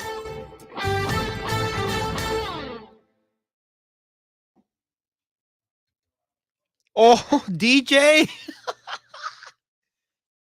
Yes. Wow. Ladies and gentlemen, it is round 2, and a live tour golfer is at the top. Dustin Johnson. Wow, that was a hell of a putt. Darren Heitner pointing out that in 1983, a Georgia federal court held that sports agent so-and-so was a public figure. There's your precedent.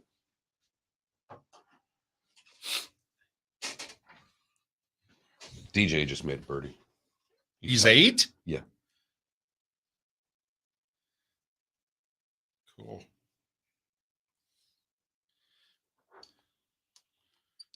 We wanted to do Wednesday with Daniel Wallach, right? Thursday. Thursday. That's right. So we have nothing. De'Aaron King to play in the XFL. That's a perfect, that's a perfect candidate for one of those leagues. Yeah. Yeah. That or like Brad Kaya all those years ago. Right.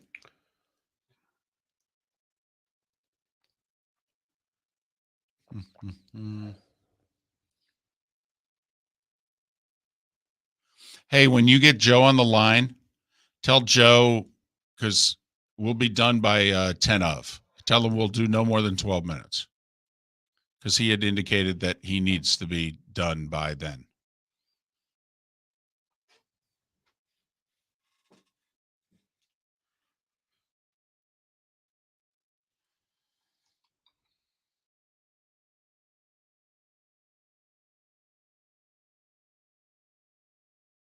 Heath just drove it through the back of 9.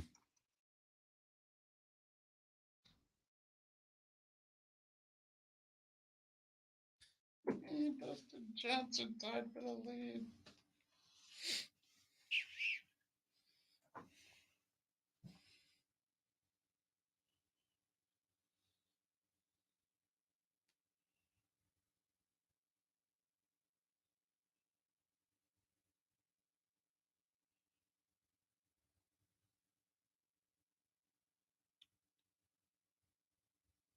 Oh man, he is playing really well. He just striped that little fade right down the middle on 17.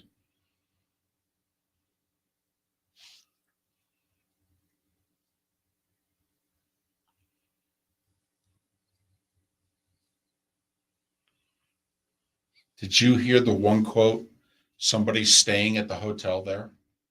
Like DeChambeau pushed his drive, and apparently it came really close to like hitting the hotel.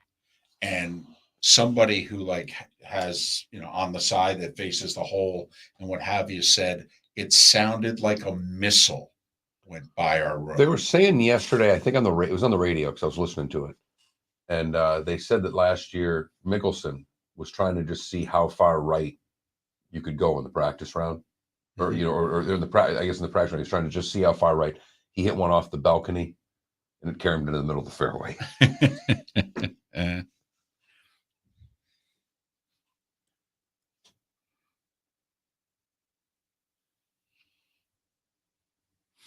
Oh, Paul, first-year head coaches. Most of them do worse off than do well, because usually the reason you got the job is the team sucked. You're inheriting usually not a great situation. But what's with the Rams there? He took them to the playoffs his first year.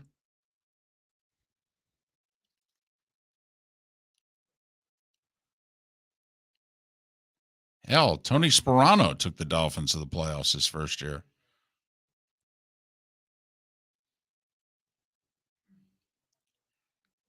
Didn't Adam Gase take the Dolphins to the playoffs his first year?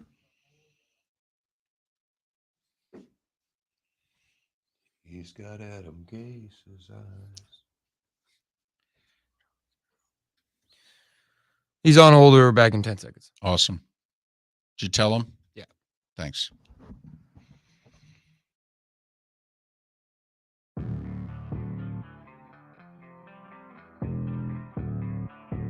Thanks for listening. And now, more of Miller and Moulton on the Florida Sports Network. 22 minutes before the hour. Thanks for being with us. Pat Garrity will join us 1 hour from now. Dustin Johnson just birdied 16. He's tied for the lead at 8 under par. Scotty Scheffler, Tyrrell Hatton on the course, one shot back. Leader after the first round, Cam Young, yet to tee off. Rory, yet to tee off. Sergio, 7 under for the day. Adam Scott, 6 under for the day. They're both late in their rounds. Tiger struggling, over par for the day, going to miss the cut. More on the Open Championship next hour. Joe Frisaro is kind enough to join us once again. He's covered baseball for a while and in this state for over 20 years. You can follow him on Twitter at manonsecondbaseball.com, manonsecondbaseball.com, and you can follow Joe on Twitter at Joe Frisaro, Frisaro. Joe, it's David and Mark once again. Thanks for your time. How are you? I'm doing well, guys. How are you guys? Well, we're doing well. Listen, I've been contending for a while that the Marlins can make the playoffs and even do some damage once they get there, but they've got to go get at least one bat. Do you think that I'm misguided? I think everything has to go 100% right. The stars and everything have to line up perfectly, because I think they're really fighting for one playoff spot, and attrition's already becoming an issue. They're getting guys banged up. Their starting pitching, which has been kind of ballyhooed, is really 2 guys in Sandy Alcantara, the All-Star, who probably should start the All-Star game, and Pablo Lopez. Everyone else has kind of been meh. And they kind of ran into a bunch of bad teams that they've beaten of late. But you look up and you baseball created that 3rd or 6th total playoff spot, and that gives the Marlins kind of that puncher's chance, and they're just 2 games under and 3.5 or 4, whatever it is this morning, out of that final wild card. So, it's in the anything is possible range, but I think August will be telling, because the schedule gets much tougher. But in the meantime, since the Marlins kind of have gone for it, you're right. They need to make a move, and they need bullpen help, because anyone that thinks they're a contender needs bullpen help. And as for a bat, I think that, yes, they do, but they have kind of a need in center field. But if guys like Jazz Chisholm Jr. aren't back or are going to be healthy, they may just need to make trades to add to what they already have to provide enough cover to see if they can make the run that you're kind of predicting. when you're looking for a bat or a big player, I was reading through your article on possible trades, and I see Xander Bogaerts on there, and I, watching him last night, listening to the Tampa announcers talk about the fact that there's not a long-term deal in place and doesn't seem to be one. I know that's a reach, but does Miami have what it takes to get someone of that level? Without blowing up the farm system, I don't see that Bogaerts being a guy the Marlins would be targeting as much as I think they'd trade for more Joey Wendells. They'd look for, because they really have put themselves in the spot that you can't really, it'd be different if they're 10 games over and they had a chance to catch the Mets or the Braves or, finish first in the division and you're there. But when you're still under 500, yeah, I think the trades are going to be more, more modest, more, guys that are, controllable and just, good, versatile big leaguers, rather than either a rental or, somebody that's going to take 2 or 3 of your best prospects and maybe 1 or 2 off of your big league staff. And I don't know why the Red Sox would be, punting right now anyway. I think that, I don't see that happening. Joe Frisaro covers baseball. ManOnSecondBaseball.com is the website, ManOnSecondBaseball.com, and follow Joe on Twitter, Joe Frisaro, Frisaro. Don't know how the Rays are doing it with 17 guys on the IL and key guys, too. I mean, we're talking their best player, their starting catcher, the starting center fielder. They have not gotten the offensive production, even from those that are healthy, that I think they were counting on. And yet here they are in second place in the division and would be the, 4 seed, I think, if the playoffs started today. But, Joe, if you look at them closely, I know they've had a great week, but are the Rays going to be able to get to the finish line without making some moves to fortify, pick an area, offense, bullpen? I mean, it's something. They seem to truly be getting by with smoke and mirrors.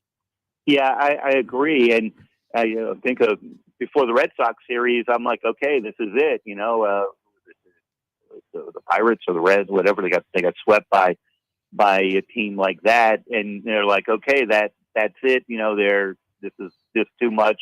Finally, being without Franco, and now Shane Baz is on the IL, and as the slew of injuries, you're like, this is it. And I think even last night they were down 2 or 3 runs to Boston and come back and win. They seemingly have a different closer every week. When you have a Shane McClanahan, much like the Marlins with Sandy Alcantara, when you got that true ace that, wins every, he doesn't allow you to go to real long losing streaks. And then, like you note, that they just seem to find a way.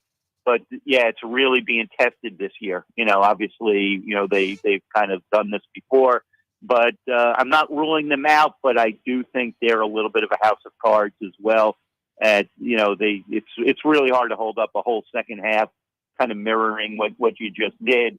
But one thing about the Rays that if they're calculated moves they can get, they kind of find players and they get them to outperform what they're most people expect, and I anticipate them not to go down easily.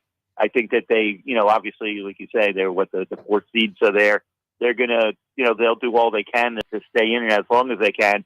But man, you lose Franco, you got Franco back, and then you lost him again for almost 2 months. And if they could keep holding their head over water, guys like Josh Lowe, some of their highest prospects who have come up and struggled, if they could kind of find their stride, maybe they keep them in it. But they certainly know how to defy the odds, because I literally did write them off over the weekend. I'm like, okay, that's it, and next thing you know, they're back.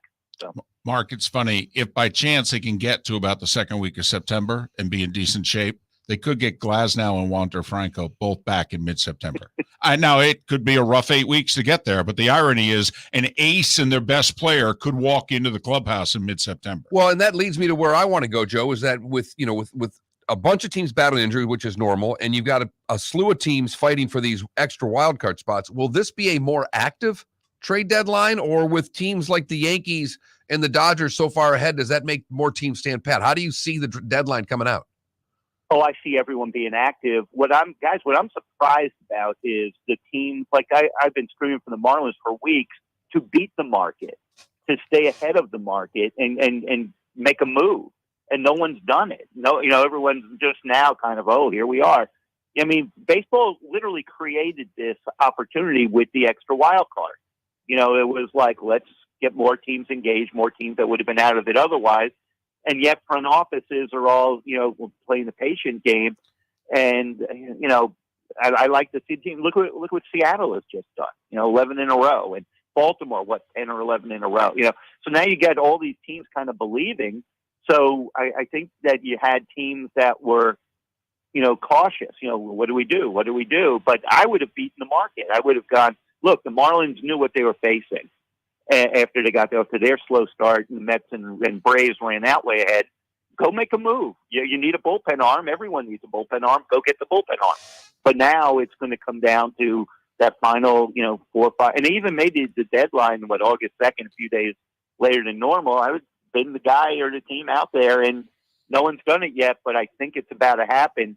And I think what else is happening is a lot of front offices that are so analytically inclined. Everybody that, and everyone's out there scouting right now, everyone now starts hugging their prospects more. And they're like, oh my gosh, if we give up so-and-so. So I think everyone's looking to win a trade more than just make a good baseball trade that helps maybe both teams. And I think that creates, kind of some fear and caution. And so this way you don't look bad with a bad trade, and you just say, well, the numbers, so we supported this. And, so you ended up having more status quo, but I do believe when push comes to shove at the end, deadlines will, deals will get made. Well, there's 6 or 8 really bad teams out there. I mean, they should be ready to sell. That's for sure. Joe, the problem though is those 6 or 8 teams have nobody anyone wants. Well, it's true. Although I'll say this, Joe, with the controversy that's going on in Kansas City, some guys who maybe were not on the trade block 3 days ago may be on the trade block in the next 3 weeks, because this whole vaccination thing in Kansas City is a really big story. And the home folks and the columnists and the whole deal, they want these guys traded. Like, get them out of here. It's amazing what has gone on. There's no other market where this has happened. There was a little bit of grief for that Red Sox closer missing the key series in Toronto when they blew 2 games late. But Joe, what's gone on in Kansas City in the last 2 days is pretty fascinating. Yeah. And then, but you have to move to NL teams that and then hope that the Blue Jays don't get to the playoffs if you're those teams. Right. But yeah, you're right. I think there'll be pressure, to make moves. But again, everyone's so cautious. The days of, wheeler dealers, and usually the Rays are a team. Now, yeah, they got Betancourt or maybe, kind of those under the radar trades. But, it's going to heat up, guys. I'm a little shocked that somebody, wasn't out there in front of the market and said, look, I'm going to go get this is my reliever. I'm going to go get that reliever. And then everyone else could go for the second best reliever and third and fourth on the market. Joe, appreciate your time and your insight. All the best. Hopefully we can talk again around the deadline. All right, guys, anytime. Thanks for having me. Joe Frisaro covers baseball. manonsecondbaseball.com, manonsecondbaseball.com. Follow him on Twitter, Joe Frisaro, Frisaro. And the Royals, every team, even awful teams, have guys that would be nice, solid bullpen arm here. The Tigers have a starter that's going to be available. The Royals have a couple players that are going to be available. Well, the A's have a handful of guys that teams are looking for. Sure. The Reds actually have 4 really tradable commodities. Pirates, their second baseman, although he just went on the IL. They've got a pitcher that's on the block as well that people are looking at as an arm. So, yeah. And the Braves won the World Series last year, not making a blockbuster deal, but they made 4 solid moves. Jock Peterson, give up a couple mid-level prospects here. Rosario, mid-level prospect there. They gave away 5-6 minor leaguers. None of them their top prospects. Brought in 4 key players. Won the World Series. The Kansas City thing is fascinating, though. It really is. I don't know how many people are following it. After all, it's the Kansas City Royals and it's baseball. But they have 10 10 players unvaccinated who couldn't make the trip to Toronto. And so they had to call up 10 guys from AAA. 10. 2 different AAA teams, too. Yeah. Was that a rental then? Right? They rented a couple guys, essentially. And they went to Toronto and won yesterday, 3-1. And honest, a couple of the players, Mark, were interviewed before they were not getting on a plane. And a couple of them hinted that basically if they were on a better team, they would have gotten a shot. Ouch. Yes. And that's another reason why some of them are getting a lot of heat, because the Yankees went public and said, well, Benintendi, we were interested in him, but he's unvaccinated. We have 2 series left with Toronto and could face him in the playoffs. Why are we going to trade for a guy that can't play for us in the series? Right.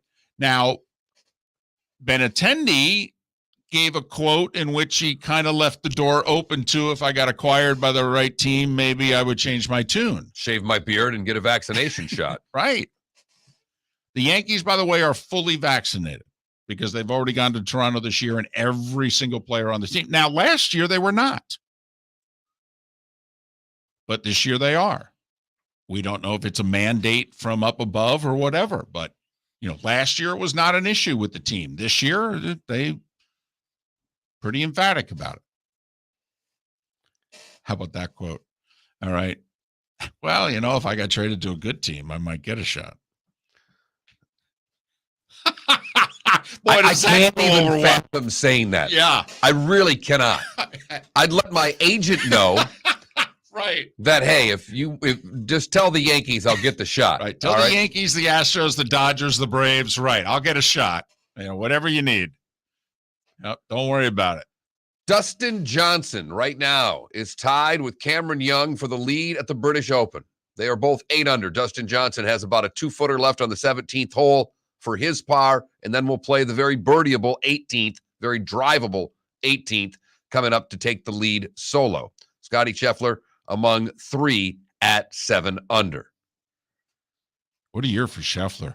Wins the Masters. All right, misses the cut at the PGA, but was right there to win the U.S. Open, and now here he is very much in contention at the Open Championship. Coming off that great Ryder Cup. I mean, a year ago at this time, who the heck was Scotty Scheffler? Miller and Moulton, thanks for being with us. Hope you've had a good week here with the Florida Sports Network. Golfers, are you bored of the same old driving range warm-up routine that's not getting you the results that you want on the course? Power up your golf swing by adding resistance bands to your range sessions with the Orange Whip Golf's Power Strap Kit.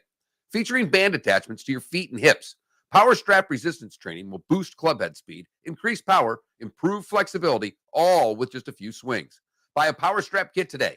Go to orangewhipgolf.com and use code Miller10 to receive an additional 10% off the already great price of $119. Bring your big mouth to John Smith Subs and indulge in their overstuffed subs with the freshest quality ingredients. Enjoy our famous steak bomb with perfectly grilled marinated sirloin steak topped with provolone cheese, grilled onions, peppers, mushrooms, crispy bacon, juicy tomatoes, and creamy mayo.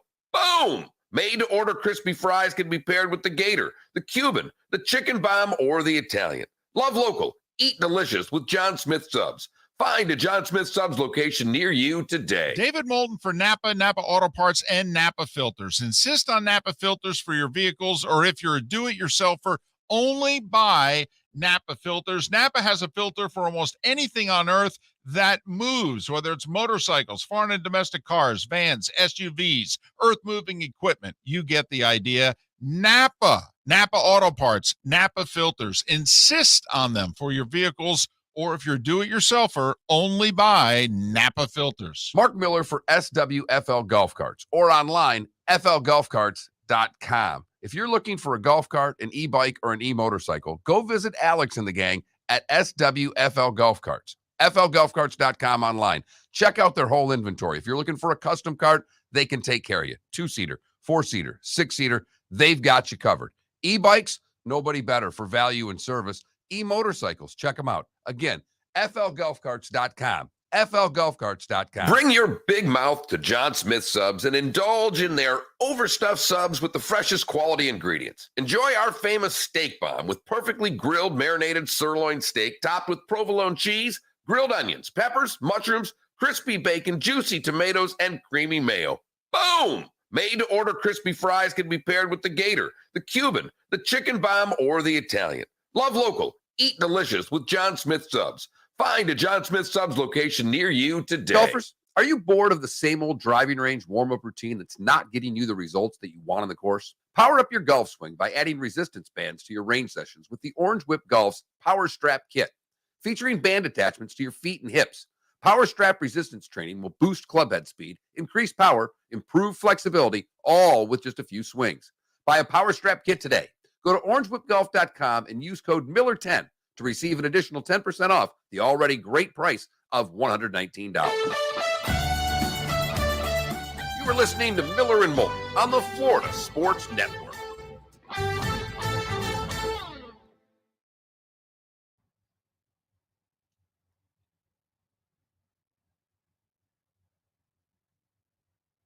He didn't like that. It's on the green. Get up, stay up. It is. Stay up.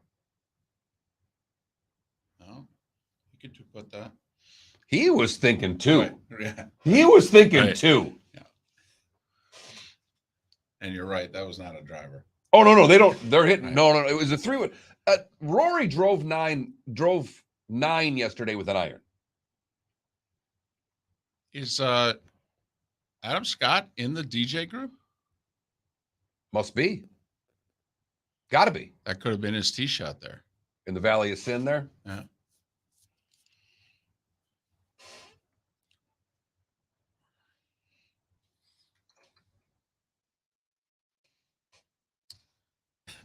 It's so funny. Hey, About a well, first Christmas off, party. I've always gone to the Christmas parties. Yes. I resent Moulton Yes. completely, and our previous producers for not going to Christmas parties. Right. Just that is true. Mark is not guilty by association. Do not drag him in. But I will say that this dump here, their Christmas party was a joke because you damn near had to pay to go to the Christmas party. I would love to work for a company that actually had a real Christmas party. The Atlanta Knights had a pretty good Christmas party. First hockey team I worked for. KX4 and Fargo had a great Christmas party.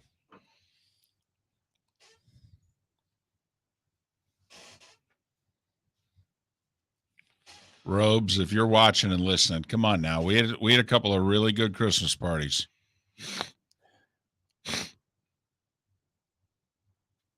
Or say what you're gonna say. No, what? That I know you guys don't care, but remember a year ago how the NBA Finals was playing? Suns Bucks in early July. Remember? Is there a Remember in it was no? game 4? I don't. Giannis had that block on that alley oop. I have to admit, your mind is, I mean, you're thinking about a play in a basketball game from a year ago. It was and you were literally looking at the two of us. I mean, there aren't 4 people in America that It's just crazy because it was such an unbelievable play. Have you sent honestly, it's to the point where it's a little too much fucking NBA that's coming out of you. It's like you literally have no other dimension to your life. I mean, seriously. I really like the NBA. I understand that, but it's July 15th. Okay. And you're talking about a play in a game from a year ago involving 2 teams That don't matter. I was going to say that it was a year ago today. That's what I was going to get to. Okay. But it's a block that no one remembers. It's fine. It's okay. I started off by saying I know you guys don't care. No. If you could put 10% of your thoughts that you have about the NBA into getting better and making this show better, I would be the happiest guy in the world. You need to start applying for the NBA somehow, some way. Why? I don't think he's next. He's at 8:38. What are you doing? Well, he's worried about an NBA play from 4 years ago.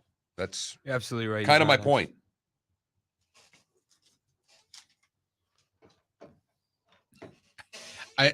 I'm asking an honest question. Have you applied to have you sent the Heat or the Magic? I mean, you really should. You should try to work for both those 2 organizations because you don't care about anything else. You might as well work in the NBA. You might as well apply to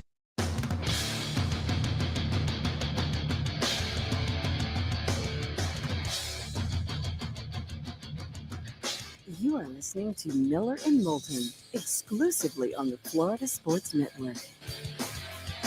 And now here's Mark Miller and David Moulton.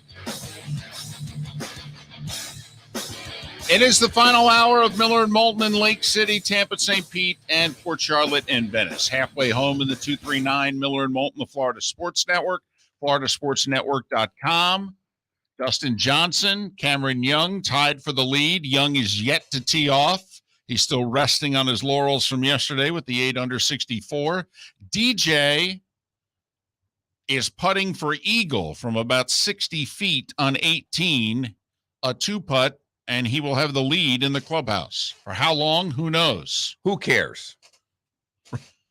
Because the Live Tour will be on top of the Open Championship, and the R&A is beating golf clubs against walls right now. They are so upset.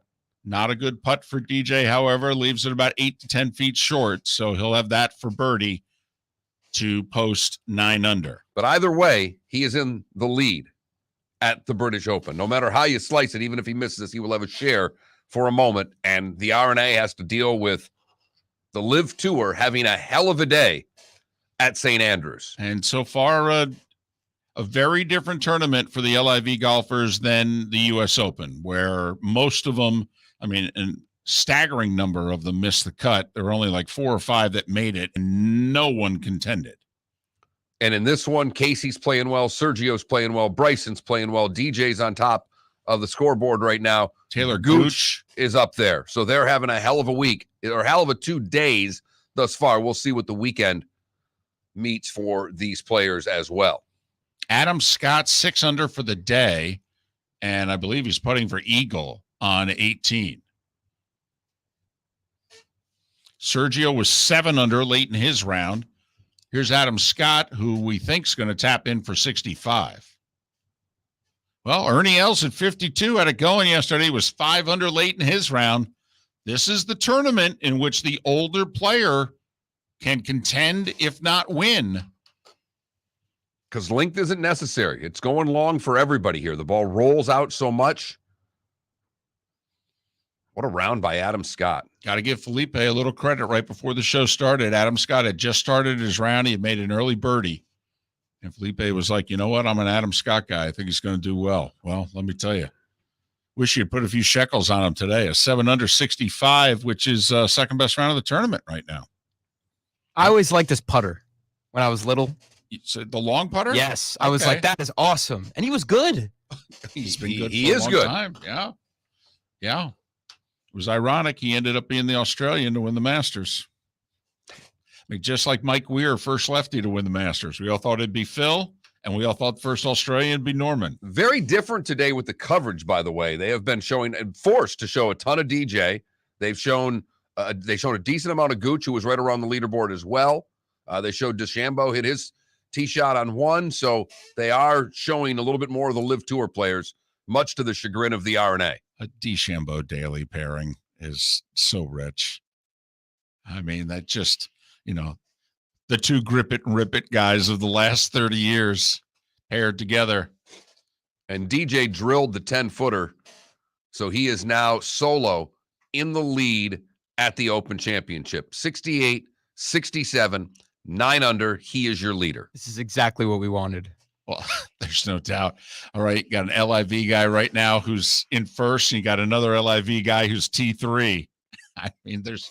We're for the story. Okay, that's all. Well, we're for the drama. You know what is interesting though? DJ has a TaylorMade hat on. They ran a TaylorMade commercial this morning that he was still in. Okay, well, that's interesting though, because just about every golfer who has made the move to the LIV has either completely lost or had their endorsements suspended. Kind of like, we'll put this on hold and see how this plays out. And guys have been edited out of certain commercials. They have, but it was one of the first things, because I got up early this morning. I was up at 3:30 and in front of a television by 4. Look at you, looper. You're a looper. Well, I woke up. I went to bed early last night, and I woke up, and it was about 3:30, and I said, I could go to bed for another hour. but the Open Championship's on. And the first commercial that they showed was a TaylorMade commercial. And the first voice I heard on it was DJ. And I was like, whoa, it Right. completely, because Rory was in it, and it was for the TaylorMade ball. Mhm. And I was stunned. Right. I mean, Because I didn't think to my knowledge, they didn't lose their endorsements from anybody in the club manufacturing group. But what's happened is that the club manufacturers and the ball manufacturers and that whole segment has what you talked about, is basically edited out everyone. Mm-hmm. But I mean, he's got tailor-made stuff on. I mean, most of the guys who are playing now on the LIV tour, they're blank. I mean, Phil, nobody looked more like a NASCAR driver than Phil, right? Phil's doesn't have a logo of any kind. Right. I've got you. But he didn't I didn't think he wore club manufacturing stuff on him. His was all of his KPMG and all that stuff. So, but to me, it's interesting that is because, I mean, Mark, let's be honest. This is so controversial in their world. In their world, this is such a big deal. This is beyond lightning rod. This is, people getting on the phone immediately mid-round, tell him to take that off type deal. All right. And obviously TaylorMade's fine with him. Well, especially if they're running his ad. I found it interesting. I was listening to a little post game on PGA radio yesterday. Look at you. Look at you. And I just got a kick out of Dennis Paulson going, it's so nice to have a tournament where we're just talking about golf. And are we? Because the only reason that you guys are is because you've elected to not talk about it. But DJ's winning it, so you guys are going to spend 2 days not talking about the biggest story that there is in the sport. Knock yourself out. Speaking of the LIV Tour, part of our poll question today, because Tiger Woods is not going to play this weekend. Right. He'll miss the cut. And it's likely that he will not play competitive golf again until the Masters. That's 9 months from now. What is most likely to happen between now and then? Tua is no longer a Dolphin. Miami wins the ACC. The LIV and the PGA call a truce, or the Bucks go to the Super Bowl. Right now, the Bucks going to the Super Bowl is the overwhelming leader with 44% of the vote. Miami getting 24% of the vote, Tua getting 20% of the vote, and the truce getting 12%. Jed replied on Twitter saying, Miami winning the ACC will happen when pigs fly. Or in the next 9 months. One or the other. So that Mark Miller, the David Moulton, FL Sports Network, and FloridaSportsNetwork.com, all the places where you can vote on the poll question. All right. You're not going to believe this. I voted for the truce. Why? I don't know if it'll be a full-fledged truce, but I think that there will be some form of understanding. I think that any agreement between both of them on something is good enough to be a truce in my eyes. There's a lot of animosity. When Rory after that Pro-Am in Ireland a week and a half ago said, hey, we all should be able to sit down and work this out. I mean, what do you think's going to happen? First off, let's assume that an LIV golfer does not win the Open Championship. The odds are that he won't. Right. All right. So whoever and wins. it really doesn't matter to me to the truce part of this. I don't think it matters whether a LIV Tour golfer wins it or a regular tour golfer wins it or a European Tour golfer wins it. I don't think it makes a hill of beans of a truce. To me, one has nothing to do with the other. Okay. Like, I think after this tournament to me is interesting. Like, does the LIV stop getting talked about? I mean, they're going to keep pursuing players, but do you think they're more likely to get them? Well, I've said all along, I thought there will be a major defection after the British. I've always thought that. I thought there would be a defection after the U.S. Open, which there was a couple of players. I think there'll be 3 to 5 players that will leave the tour for the LIV Golf after this tournament. And while I think there will be a handful, with it 3 to 5 qualifies, to me, then the next round is wait until after the Tour Championship. Because, see, if you're a PGA Tour guy right now and you're in the top 50 in the FedEx Cup, well, that's just an end of the season cash grab. Now, you could argue leaving for the LIV is a more immediate cash grab, but maybe do you have your cake and you eat it too? And you say to the LIV, hey, I'm coming, but I'm not coming till the end of September. And how many events do they have between now and the end of September? Two or three? Three. They've got Jersey at the end of this month. They've got a Labor Day weekend in Boston. And which the Tour Championship's over by the Labor Day weekend. And then they have a Chicago tournament mid-September. The tour's done in August. Okay. And so so it's one. I mean, David, that actually I almost got to recalculate in my head right now because there's only one Live Tour event between now and when the Tour Championship is. So Tour Championship's not Labor Day weekend. No. It's done. So, you could have your cake and eat it too here if you're a tour player. You chill out.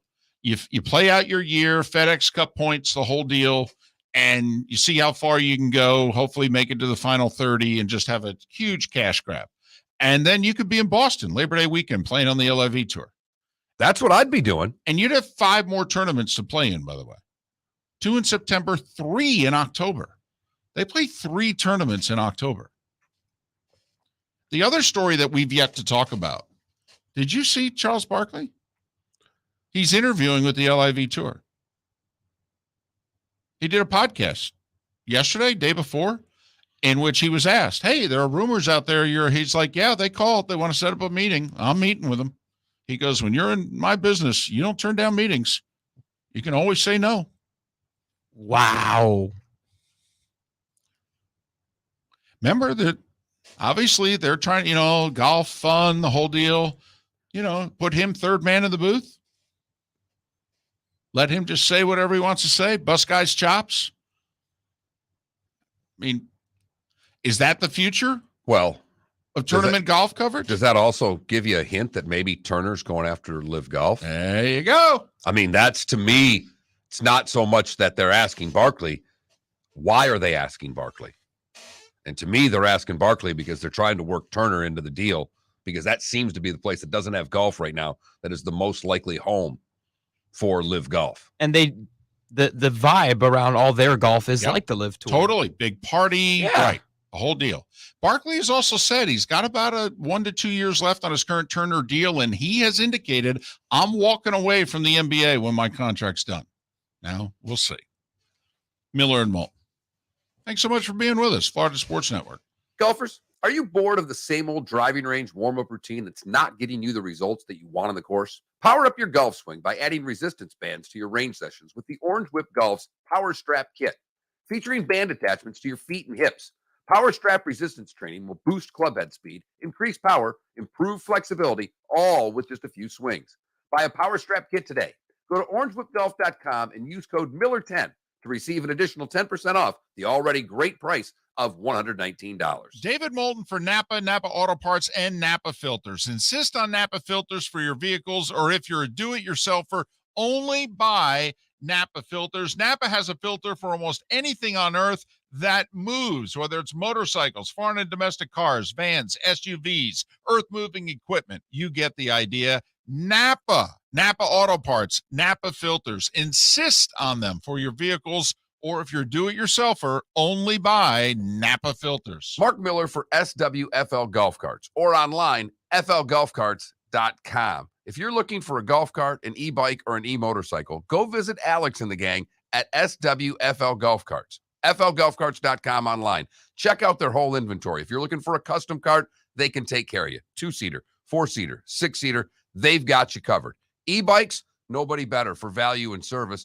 E-motorcycles, check them out. Again, flgolfcarts.com. flgolfcarts.com. Bring your big mouth to John Smith Subs and indulge in their overstuffed subs with the freshest quality ingredients. Enjoy our famous steak bomb with perfectly grilled marinated sirloin steak topped with provolone cheese, grilled onions, peppers, mushrooms, crispy bacon, juicy tomatoes, and creamy mayo. Boom! Made-to-order crispy fries can be paired with the Gator, the Cuban, the chicken bomb, or the Italian. Love local. Eat delicious with John Smith Subs. Find a John Smith Subs location near you today. You are listening to Miller and Moulton on the Florida Sports Network.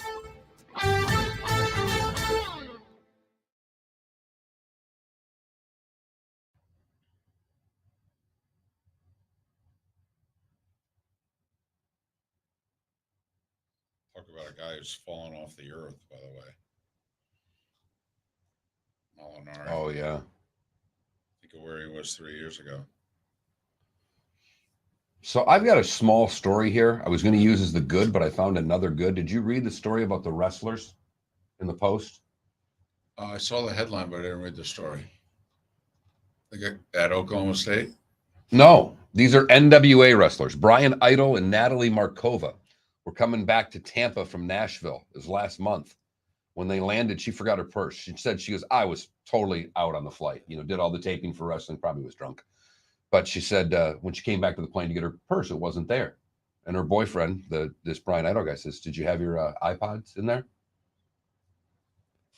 Because she had her phone. Right. She left her iPods in there. They could track the iPods, find my iPods.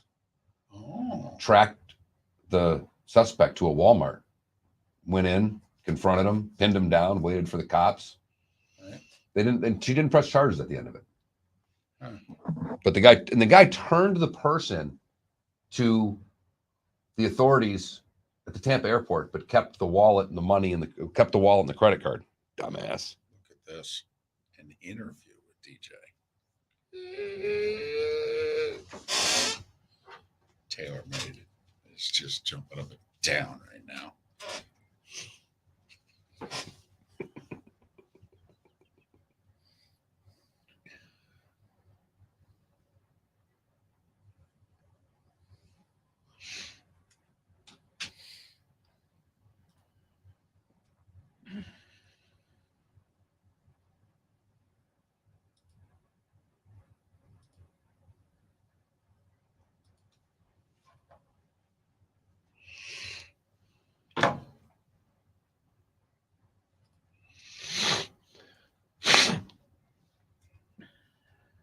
He'll post 8.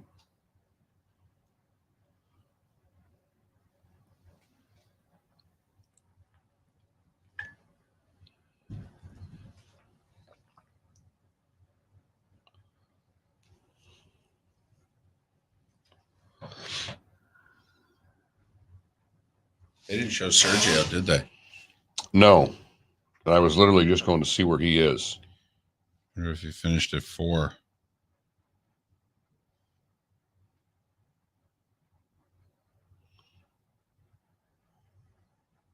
Three. Poulter's made an early birdie. He's 4 under. Sergio bogeyed 17 and parred 18. He shot 66. Okay. Still right in there at 6 under. So he's 3 under for the tournament, though. Oh, I'm sorry. Yeah, 3 under for the tournament. T24. Well, that's probably, Azinger said yesterday no one's won this tournament being less than 3 back after the first round, which only let 3 guys in it. Well, now it'll be fascinating what the cut is now, Mark, because like on the phone, they're talking about projected cut of 2 under. But it's interesting, though. There's 50 players right now that are 2 under or better. There are 81 players that are even or better, though. Right. There are 65 players that are 1 under or better. Right. You got to think it's 1 under, don't you? I think it's 1 under. I've told you. I know you did. You did. Phil with an early birdie. So he's 1 under. Yeah. They didn't show it. Patrick Reed with an early birdie. He's 1 under. Well, they'll never show him. He's got LIV No. stuff I know on his that. clothing. They wouldn't show him anyhow because nobody likes him. Oh, I understand. Paul Casey finished 1 under. Damn, he had it going too. Did. 15, 16, 17. You got to get through. Yeah. He went bogey on 12-13, bogey double on 16-17. Yeah, he birdied 14 and 18. Still shot 39 on the back. They're showing radar like there because the potential for weather to come in. What are you doing here?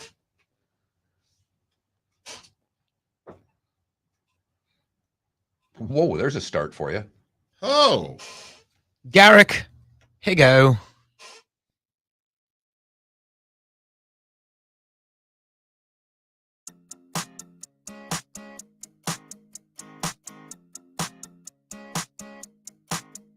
You're listening to Miller and Moulton. exclusively on the Florida Sports Network. 21 minutes past the hour. Miller and Moulton, the Florida Sports Network, floridasportsnetwork.com. Dustin Johnson is your leader in the clubhouse. He's your leader, and he's done. 9 under. But Cam Young, who was your leader yesterday with an 8 under 64, he's yet to tee off. Rory, who shot a 6 under 66, he's also yet to tee off. Scotty Scheffler is going to tap in for birdie on 18 to post 8 under. Our buddy Terrell Hatton, because he's a temper tantrum every other minute, he just made a short birdie putt on 18 to post 8 under. This is a good little tournament right now. It really is. Great setting. They're going to make a lot of birdies. There's going to be some bad breaks. Someone's going to end up in a pot bunker that's going to kill them at some point. I mean, you just know it. You can just feel it. Cam Young tees off in about 5 minutes. Rory tees off at the end of the show, 10 o'clock. And I know for those of you in Tampa, St. Pete, and Port Charlotte, and Venice, and Lake City, we end at 9, but we're done at 10 every day because we do a bonus hour for Southwest Florida. And that's when, remember, Tiger was teeing off at that 9:59 a.m. Eastern slot yesterday. Well, Rory's in that slot today. So you'll get a lot of Rory on USA Network till 3 in the afternoon, and maybe a little Peacock action if they're playing 6-hour rounds again. Oh, yeah. They will be definitely going to Peacock. That's it was amazing last night. By the time they brought Hicks and Azinger on, it was like dinner time there. Adam Scott shot a 7 under 65 today. And a bogey-free 65 as well. To go from even to 7 under and get onto that first page of the leaderboard. Taylor Gooch, who's an LIV golfer now, he's in the clubhouse at 7 under. So Patrick Cantlay's got it going on. He shot 5 under on the front 9. He's 7 under, making the turn. And Scheffler made his short birdie putt to get to 8 under. So 3 at 8 under, DJ at 9 under, and a couple at 7 under already in the house with 2 on the course at 7 under as well. So hot steaming deal. And Cam Smith, who's red hot. Remember, he hit that shot that we saw on 1, and he had about 40 feet for birdie. Yeah, he made it. So he's now at 6 under. So it's a great leaderboard. Tiger will be flying home in about 2 hours because he's over par today, and he was 6 over yesterday. So with that in mind, Tiger's the focus of our poll question. Kinda. So what happens? What's most likely to happen between now and when we think Tiger will play next, which is the Masters? Give you 4 choices. Tua's no longer a Dolphin. By the way, I think Tua's going to play well this year, and I don't think they'll be able to replace him. Now, they may not pick up his 5th-year option after this year, and they may say, yeah, prove it to us again. Maybe. Because, I mean, they can always tag him. They could always throw a bunch of money at him. I mean, no guarantee that they, like obviously the Bengals will pick up the option. The Chargers on Herbert will pick up the option. We'll see if after this year the Dolphins are picking up the 5th-year option. Miami wins the ACC. The Live and PGA Tour call a truce, or the Bucks go to the Super Bowl. Right now, that is the winner. Pretty equal voting across the board. Go to that Mark Miller, the David Moulton, FL Sports Network on Twitter or floridasportsnetwork.com for those of you that don't like to tweet. And maybe a truce is too strong a word, but I think that the war is going to be, I think the PGA Tour is going to blink. And here's why I think they're going to blink. I think the LIV series is only going to add more golfers. And I also think the LIV series is going to get a TV deal of some kind for next year. And the thought in the golfing world is that they had 8 events this year. They're going to have 10 next year. And the understanding that I have about how they're doing it is if you sign up with the LIV, you're playing in all 10. All right, let me ask you, what do you mean by a truce? Well, that's why I wonder if maybe, I don't know if truce should be an understanding. If basically what Rory called for 10 days ago, in which he said, I think the sides need to sit down and talk. there's room in this sport for everyone. PGA Tour, the DP World Tour, the LIV Series. And I think, and if guys want to play the LIV and not play the PGA Tour, fine. He goes, but I do think there's enough room for all three. Now, he then said, I don't think if you play on the LIV, you should be allowed to play in either the PGA or the DP. And Padraig's another one who's an older Euro who has said, hey, I love my buddies, Westwood and KC, and but I don't think they should be able to double dip. They want to still be able to play on the European Tour, which is now called the DP World Tour. Right. And you and I were surprised that DP World Tour didn't let them. Right. Quite frankly, to give them the publicity of having those players out there. Popular European players. You're a European Tour. Yeah, I'm surprised. So we did get one question in response to our poll question. What's with the Tua slander? And I don't think it's Tua slander. I think that it's a make or break year for Tua. Well, his diva wide receiver said so this week publicly. I mean, and then there's that. I mean, Tyreek just said, well, they only give quarterbacks 3 years. This is his third year, and we've put plenty of weapons around him. So, obviously this is a put up or shut up year for him. And Tyreek saying, hey, I ain't going anywhere. So, if it doesn't work this year, we'll get a new guy to throw it to me.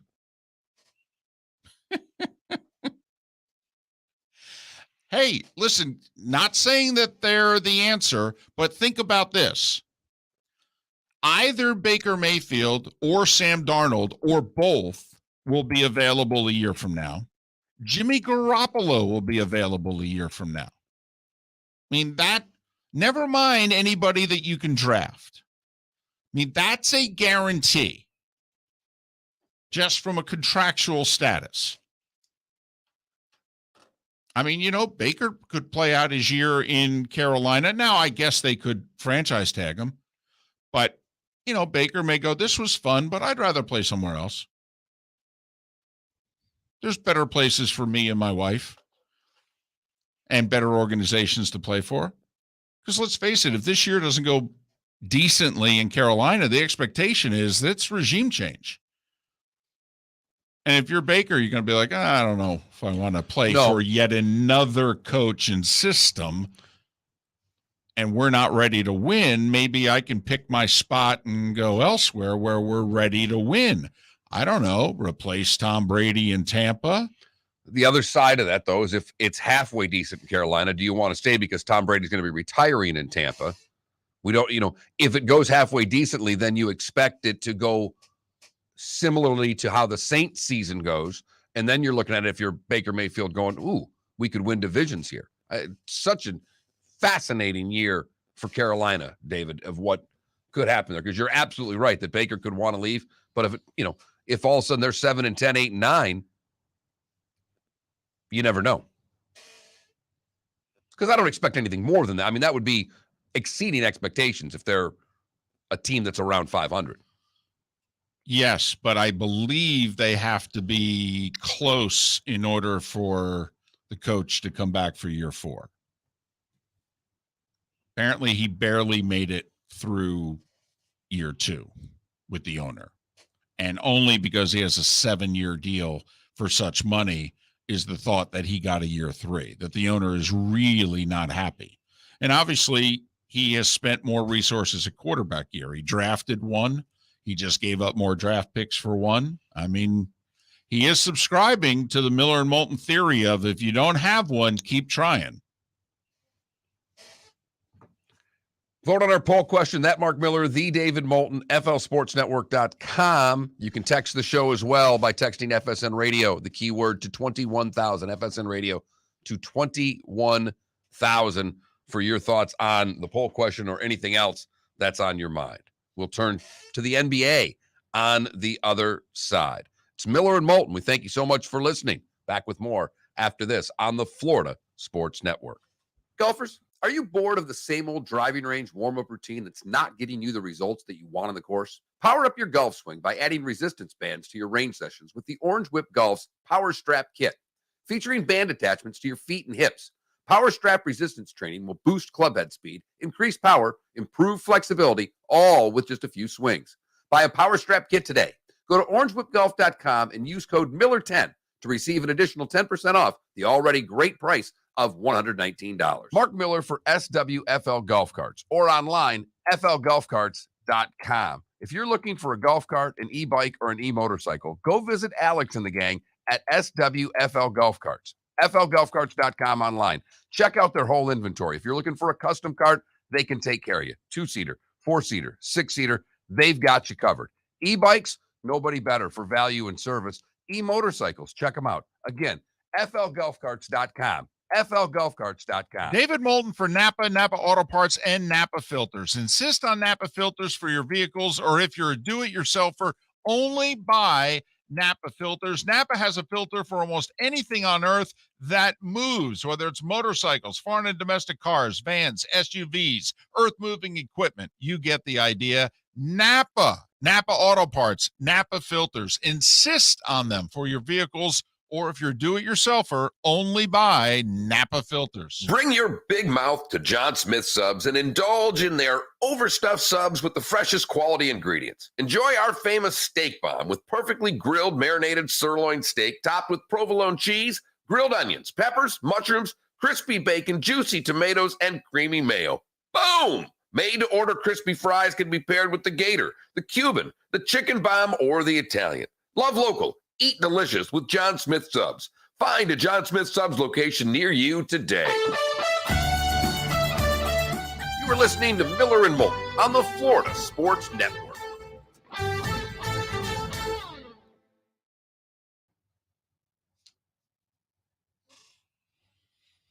Hey, Felipe, I was serious. Have you reached out in any way, shape, or form to the Magic, Heat, or to the NBA? No. You should. You know, there is a girl that graduated from FGCU 2 years before I did that I remember. She was a TA in one of my classes. She's working with either the NBA or ESPN. I forget which one it is, but she's in charge of, so every time a notification sends out on every phone that has the NBA app or ESPN, if you click it and expand it, there's an image to each notification, like second half of the NBA Finals Game 7 is starting. All right. She's in charge of putting the images on the notification. You should reach out to her. Yeah, that's cool. But you also should reach out to, the Heat. You should reach out to the Magic, and you should try to figure out a way to contact NBA Entertainment or what have you. But that's what I'm saying. Should I work for the Heat? Anywhere. What he's Felipe, saying is that anything that has to do with the NBA. First off, Felipe, you just went from David telling you to apply for a job that you already have one and you're working there. The odds are it's not that easy. Oh, and you'd be working for free. It may take years, Felipe. I know. To establish contacts and Absolutely. to have openings and all that. Right? Absolutely. So you should, but clearly this is your passion. You're borderline obsessed with the association. So you should follow it, is what we're saying. I mean, if you were thinking about plays that took place in Game 4 of not this past NBA Finals, but the year before, I mean, it was a phenomenal play. I'm sure it was. And they would kind of laugh at you on NBA radio because it's so obscure. So you should follow your passion. Yeah, it's like weird how much I know about the NBA. Well, it's more than know. I mean, you're thinking about it all the time. And which, let's face it, if you're working for a team or an association, it's a lot of work. It's long hours. It's not good money for a while. You need that kind of passion to be able to keep doing it. Ball is life, as the kids say.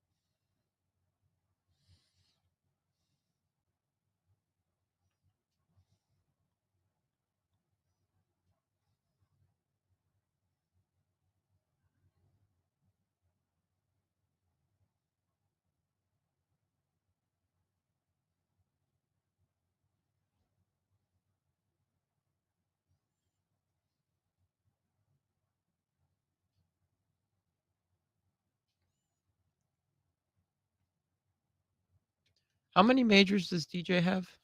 2. 2016 U.S. Open, 2020 Masters. He's a hell of a golfer. He's probably the best on the LIV tour. Oh, yeah. Yeah, for sure. Even though Koepka's won more majors. Right. They showed Calcavecchia walking the bridge. He could barely walk over the bridge on 18 this morning. His back was so bad. He was just like slipping. It was. Well, and he's got to be close to age-wise being. They kind of said it was his last one because he stood on the bridge. His wife came up who caddied for him, and they took, the pictures and all that. So The tiny little bridge, it's after the 18 or leading in up the to middle the of it. In the It's in the middle of it. Yeah, in the middle of it. We're coming back. I need to call.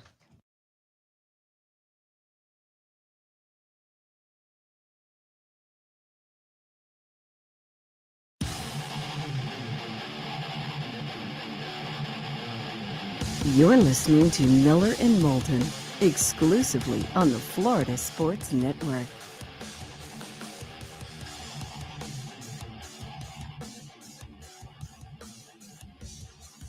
$22 minutes before the hour. Thanks so much for being with us. Miller and Moulton, the Florida Sports Network, floridasportsnetwork.com. Keeping you updated on what's going on in the Open Championship. They went low yesterday. We think they're going lower today. More of them, right? I mean, we don't know if anybody will match the 8 under 64 that Cam Young put on the board. But there could be 30 67s, if you know what I mean. Right. So, and the conditions right now are getting better. I mean, the sun's out. It's gotten warmer. Guys are taking their jackets off, and there is no wind. None. I mean, this is as vulnerable as this golf course can get. So we'll keep you updated throughout the rest of the show. Pat Garrity is kind enough to join us. Had a terrific NBA career with the Magic and Suns. Used to be assistant GM with Detroit. Now he analyzes the NBA for Stadium and Bally Sports. You can follow Pat on Twitter, Pat Garrity 8, Pat Garrity 8. Pat, it's David and Mark. Thanks for doing this. How are you? I'm great, fellas. How you doing this morning? Well, we are doing well. All right. And if you disagree, feel free to come off the top rope and just pound us. But our thought is with the Suns matching Ayton, and now they can't trade him, doesn't it make acquiring Durant for Phoenix seemingly impossible? And isn't that good for the Miami Heat, what happened yesterday? I don't know if it's impossible. I don't know how much Brooklyn actually wanted DeAndre Ayton. I think that they still have the pieces in guys like Mikal Bridges, Crowder, and then it's just going to be a number of picks. I think would be the package that Brooklyn would be looking for if they came to Phoenix. So I don't necessarily think that takes them out of the Kevin Durant running. What I think is going to prevent anything from happening is that I think Brooklyn is perfectly happy just going into the season with this team and then hoping that time heals all wounds. Once they get on the floor, start winning. Obviously, Kyrie's future is probably not going to be in Brooklyn after this season. But when you look at that team, even without him, I mean, it's a pretty good team. I don't know if it's good enough to beat Boston or to beat Milwaukee, but they sure to me look like a top 4 team if they can just keep that group together and go into the season with some semblance of normalcy, which I know is a hard thing to ask when you have the personalities that they have on that team. All right. Well, let's talk about Mitchell then and where he may go. Does the Heat have the right package to get Mitchell to Miami? I think that's a much more realistic one. And I think that obviously I don't think they're going to trade Bam. I think Tyler Hero and picks could be a package there.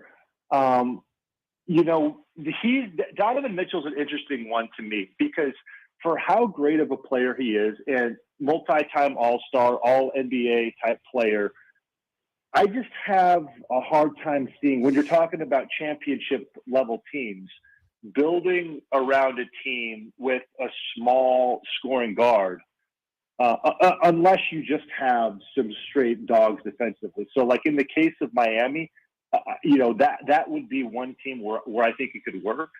But I don't know. I think it's obviously going to be a strong package for him. I think that the difficulty that Utah is going to run into is they got such a haul for Rudy Gobert. I don't know if they're going to get the same haul of picks for Donovan Mitchell. As crazy as that sounds. Well, yeah, because I think the rest of the league is saying to Danny Ainge, listen, I know you fleeced Minnesota, but, we're not going to then – because Danny, I'm sure, is asking Pat for, well, if I got 4 first-rounders for Gobert, I want 5 for Mitchell. And if I got X number of players for Gobert, I want at least 1 more for Mitchell. Well, at this point, and then throw in a pick swap or 2. We're talking about potentially 10 players for Donovan Mitchell. It's not Michael Jordan. Well, no, and that's what I'm saying. And look what happened in Atlanta, what they gave up for DeJounte Murray. So if you're Danny Ainge, you're sitting and looking at those 2 last trades and setting the price there. I just don't know if there's a team in the NBA willing to pay that price, maybe except for the New York Knicks. But again, like this pairing Donovan Mitchell and Brunson and then trying to find a taker for Julius Randle, which is, I think, what you'd have to do if you brought Donovan Mitchell to New York. And that, it seems to be where everyone's pointing. And I could see them paying the price.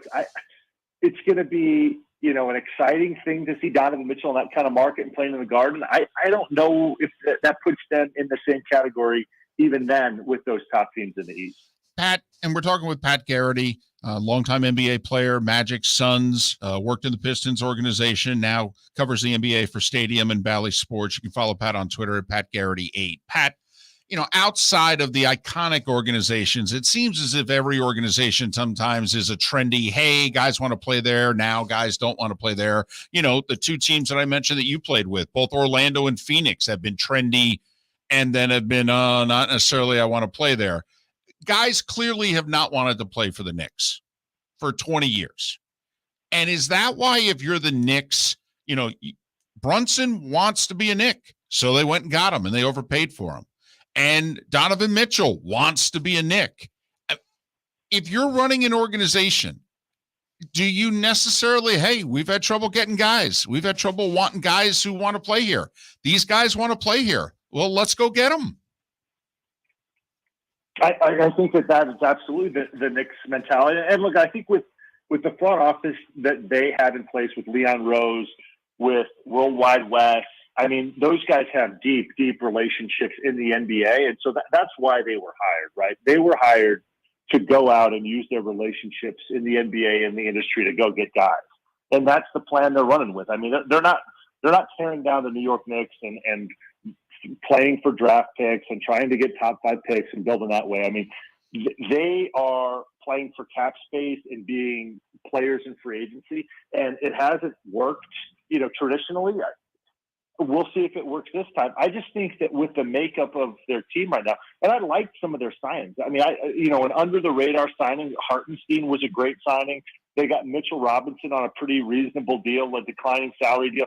But I just don't know right now, like their number 1 scoring threats, when you put them up against Milwaukee, when you put them up against Miami, Boston, I don't know who those guys are out there that they can get. Donovan Mitchell is obviously one of the premier offensive talents in the NBA. So I think he would do a lot to bump them up to be solid playoff contenders, a team that's going to make the playoffs. But I just don't know who those guys are out there that's just going to transform their franchise to back where it was in the late 80s and early 90s. Pat, Adam Silver in his quotes of the past couple of days said, I don't like the idea of guys demanding trades, or whether it was demanded or requested, neither here nor there, that, players have an obligation to play for the teams. Is there, is that lip service, or is there anything in your estimation that can be done to kind of reverse the trend that's going on now? Well, I think there are already penalties in place if a player publicly is demanding or asking for a trade. And you could see in these situations, that's not what happened. It was, sources close to the player are reporting that, and that's what was reported. I think the focus is going to be on if guys are sitting out, not playing, that kind of thing. I don't really think that there's anything that you can do. I mean, this happens all the time. It's been happening for years. I think probably the biggest example was Carmelo Anthony when he was coming up on his opt out in Denver and saying he wasn't going to come back, which was essentially, saying I want to be traded. So I think it's just part of the game. Interestingly enough, like, to get fan engagement, I mean, look how much engagement there is in the NBA this season. I'm guaranteeing you that Adam Silver in the league office is not unhappy about that. So as long as guys are still going out and playing and trying to compete, I think that you put it best. He has to play lip service for it, say it's not good for the game. It's obviously good for fan engagement as long as players are getting out there on the floor. Pat, does Orlando have a good team? They're just all too young to win? Because I thought after they drafted Banchero, which for what it's worth, this show wanted them to draft, I thought, that's an organization that probably should trade a couple young guys and a couple picks and bring in a couple veterans because they've got some talent, but they need to learn how to win. When you look at Orlando, do you think that, if they could figure it out, they got the talent to win here? Or do you look at them and go, I have no idea what they're doing? No, I think Orlando right now is still searching for their core to build around. And I think the early indications are that Banchero is obviously going to be the alpha in that group. I think that Franz Wagner is definitely part of that group. Wendell Carter is a solid starting center. I think he's a little bit undersized. So I think that when you look at their core, it's those guys. And then, who are going to be the guys in the backcourt? I think that Cole Anthony is a terrific sixth man. I wouldn't be surprised if he later in his career were in running for sixth man of the year. I don't think he's a starting point guard. And, we'll see what happens with Markelle Fultz. Jonathan Isaac is another guy. I think that it creates a little bit of a logjam at that forward position, and he hasn't been healthy. So, I think that if you're going to bring veterans in at this point, I think it's the kind of guys that kind of bring in good habits. It's not necessarily bringing in veterans to all of a sudden try to make a move and win. I think what they're going to do is obviously they're going to lose a lot of games again this year. I think they're going to be right back in the picking very high in the lottery again. And I think with that pick and with the core that they have, I think that this could actually be a turning point because Paolo Banchero is going to be an all-NBA player in my opinion. And that's the most difficult thing to do when you're in the lottery picking year after year. I mean, Orlando has been in that situation for a long time where they were picking high and they just they got really good players. They never got an all-NBA player though. Pat Garrity, NBA analyst for Stadium and Bally Sports. Pat, quickly, our producer Felipe wanted to ask you, should T-Mac have been on the NBA All-75 team? I absolutely think he should have been. I think when you look at his numbers and what he was able to produce, he has a tremendously strong case. I think it's just the fact that, he was never making, those deep playoff runs right. that held him back. I mean, but if you look at the player, and I don't think you should hold that against him. So in my opinion, he definitely should have been on there. Pat, thanks for doing this. We appreciate it. All the best this offseason. Hopefully we can talk again right around the season starting. I hope so too, guys. Great being with you. Pat Garrity, Stadium, Bally Sports, longtime player, Magic, Suns. Worked in the Pistons front office there for a while. Yeah, I didn't know we were going to ask personal questions there. I was going to ask if my Pistons were going to be a playoff team. If that was the case, and we just get to ask personal questions, I would ask a couple about the Pistons, but I left that alone, Well, next time. I mean, I'm not going to lie. Like, I hope he's not listening now, but I didn't know he played in the NBA. And then I looked at his basketball reference page, and I was like, he played with Prime T-Mac. I got to ask this question. See, we're in our 50s. He's 21, 22. There you go. We're having Pat Garrity on the show, and the NBA guy looks at us and goes, who? I'm sorry. Exactly. Right. Yep. There you go. That's Love you, Pat. Great guest. Great guest. He is a terrific guest. And we are glad to have him here on Miller and Moulton, the Florida Sports network. Cam Smith has birdied. No, Cam Smith hasn't. I'm sorry. I'm thinking of, Cam Smith. Smith has birdied his first 3 holes. Yeah. He was 5 under. He's now 8 under. Right. Yeah. The Players champion and finished T3 at the Masters and is streaky and can go low. And it is just a balmy day. Oh, man. In St. Andrews. I mean, temperatures may hit 70. If these conditions, a lot of times the late session's the more difficult session weather-wise. If these weather conditions hold, I don't know if Cam Young's 64 yesterday is going to be the best round of the tournament at the end of the day. Because they'll tear this course up. You made the comment off air that it's a pitch and putt to these guys when the winds are like this. And it's hard to disagree with what you're saying because they're hitting it so far. That course is so firm that even short hitters are hitting incredible length off the tee. And also,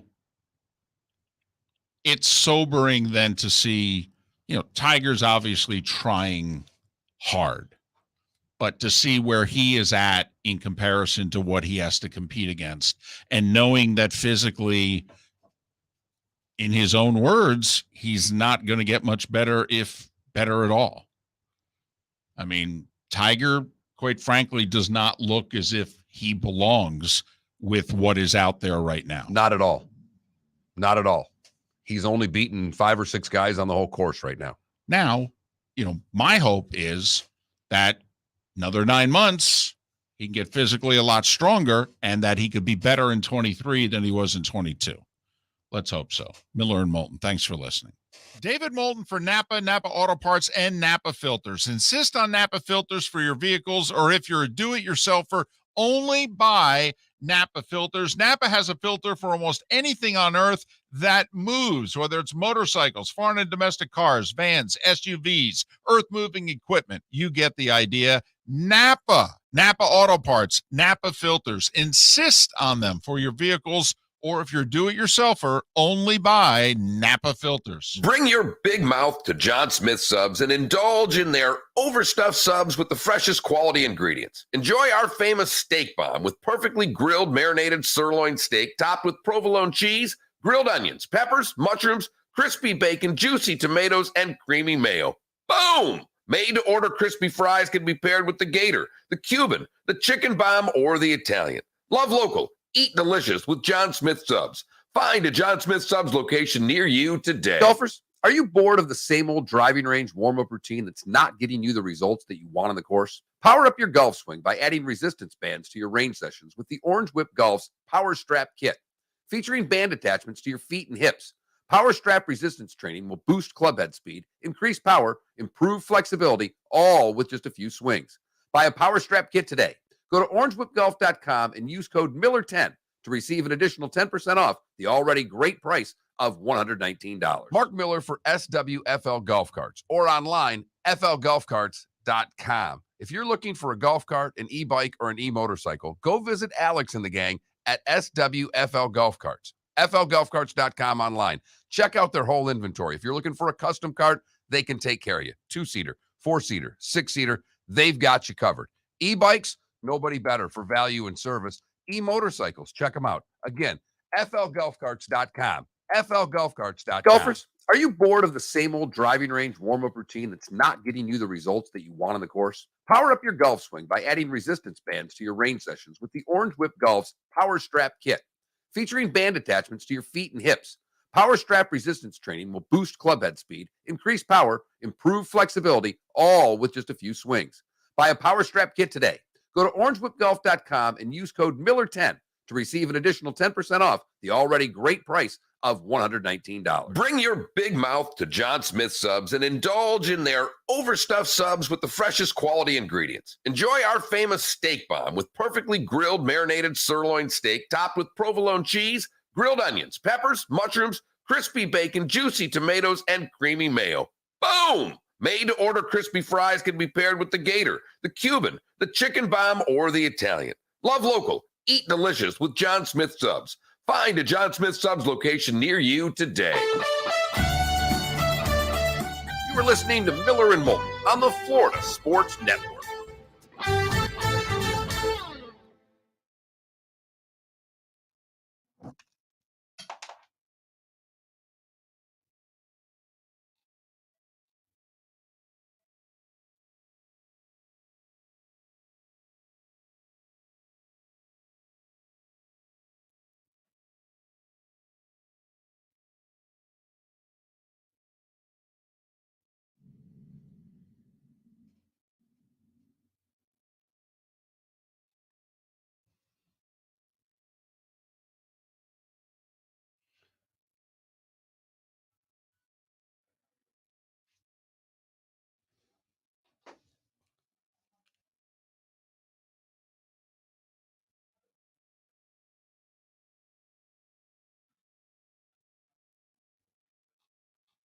I've gone through this. I don't think it does. I think we were wrong.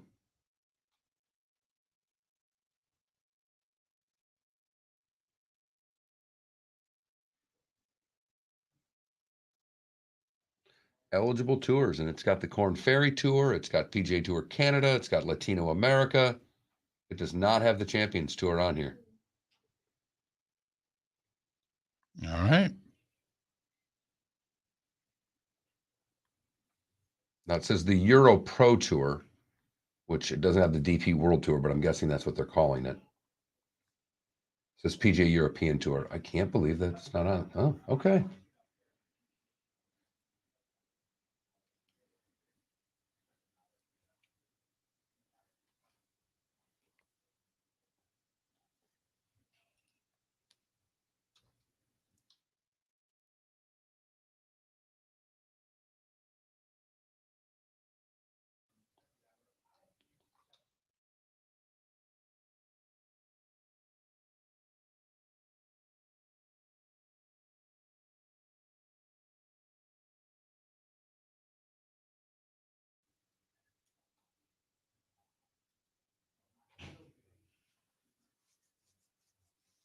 Yeah, he's ranked like 1,590th in the world, so they don't get.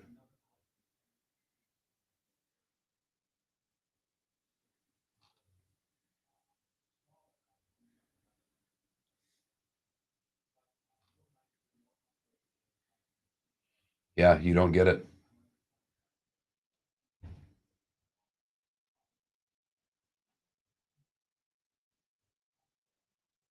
You do not get it for the senior tour. I was wrong.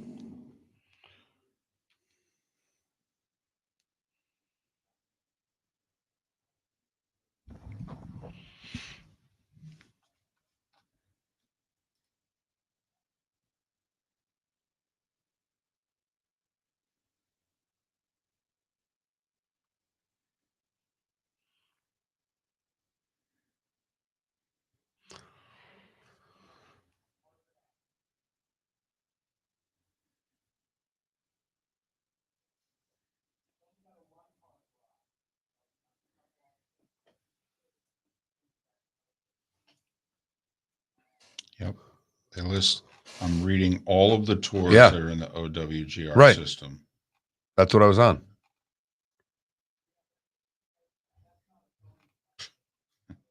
God.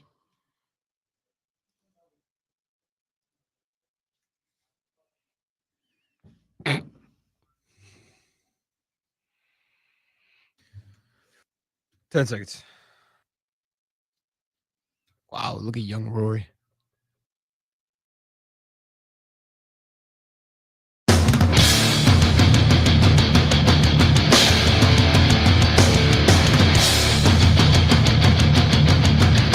You are listening to Miller and Moulton, exclusively on the Florida Sports Network. And now here's Mark Miller and David Moulton.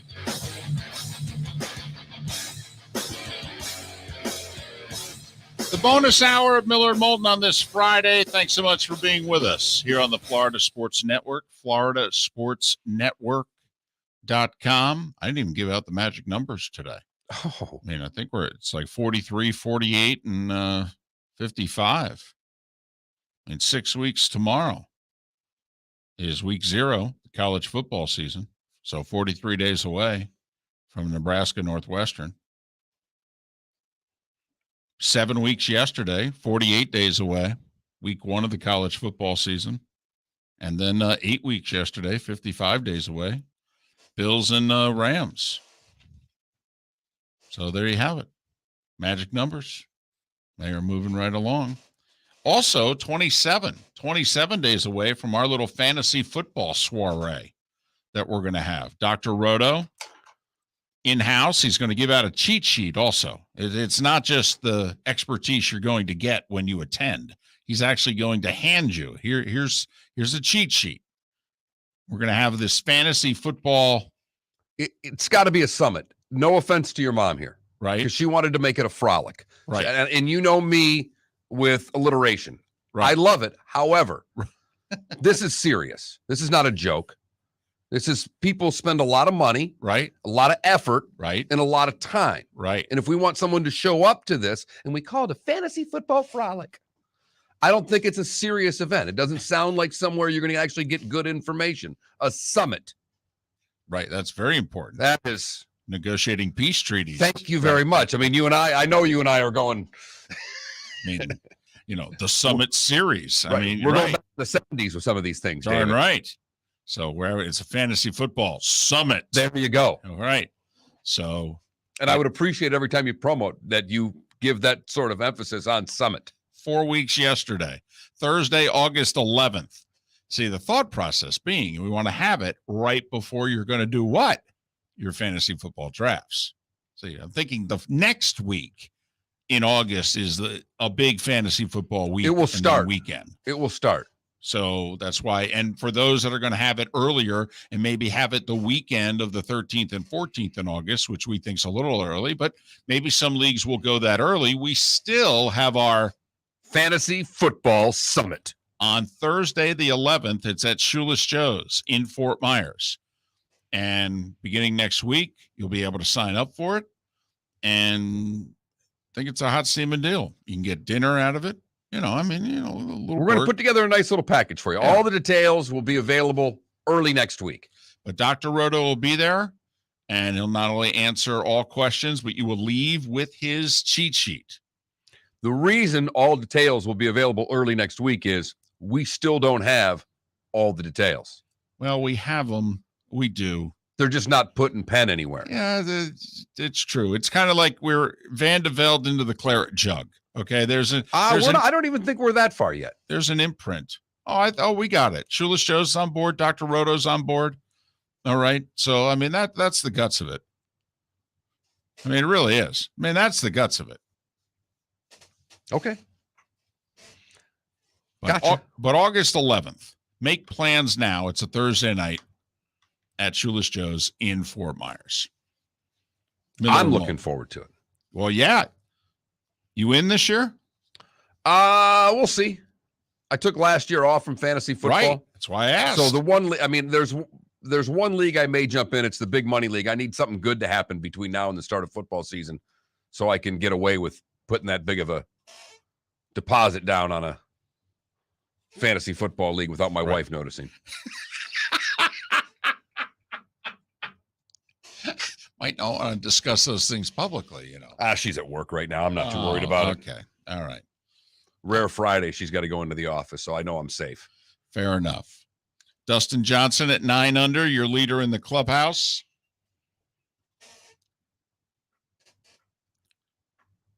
Bunch of 8 unders. Couple in the clubhouse, couple on the course. Cam Smith's on fire. He was 5 under yesterday. He went birdie, birdie, birdie to start his round today. Yeah, and Patrick Cantlay's on fire as well. He's 7 under with a few to play. He's having a hell of a day as well right now. So the scores are going to be low. The conditions are incredibly favorable for really good golf today. In fact, the cut line may be -1.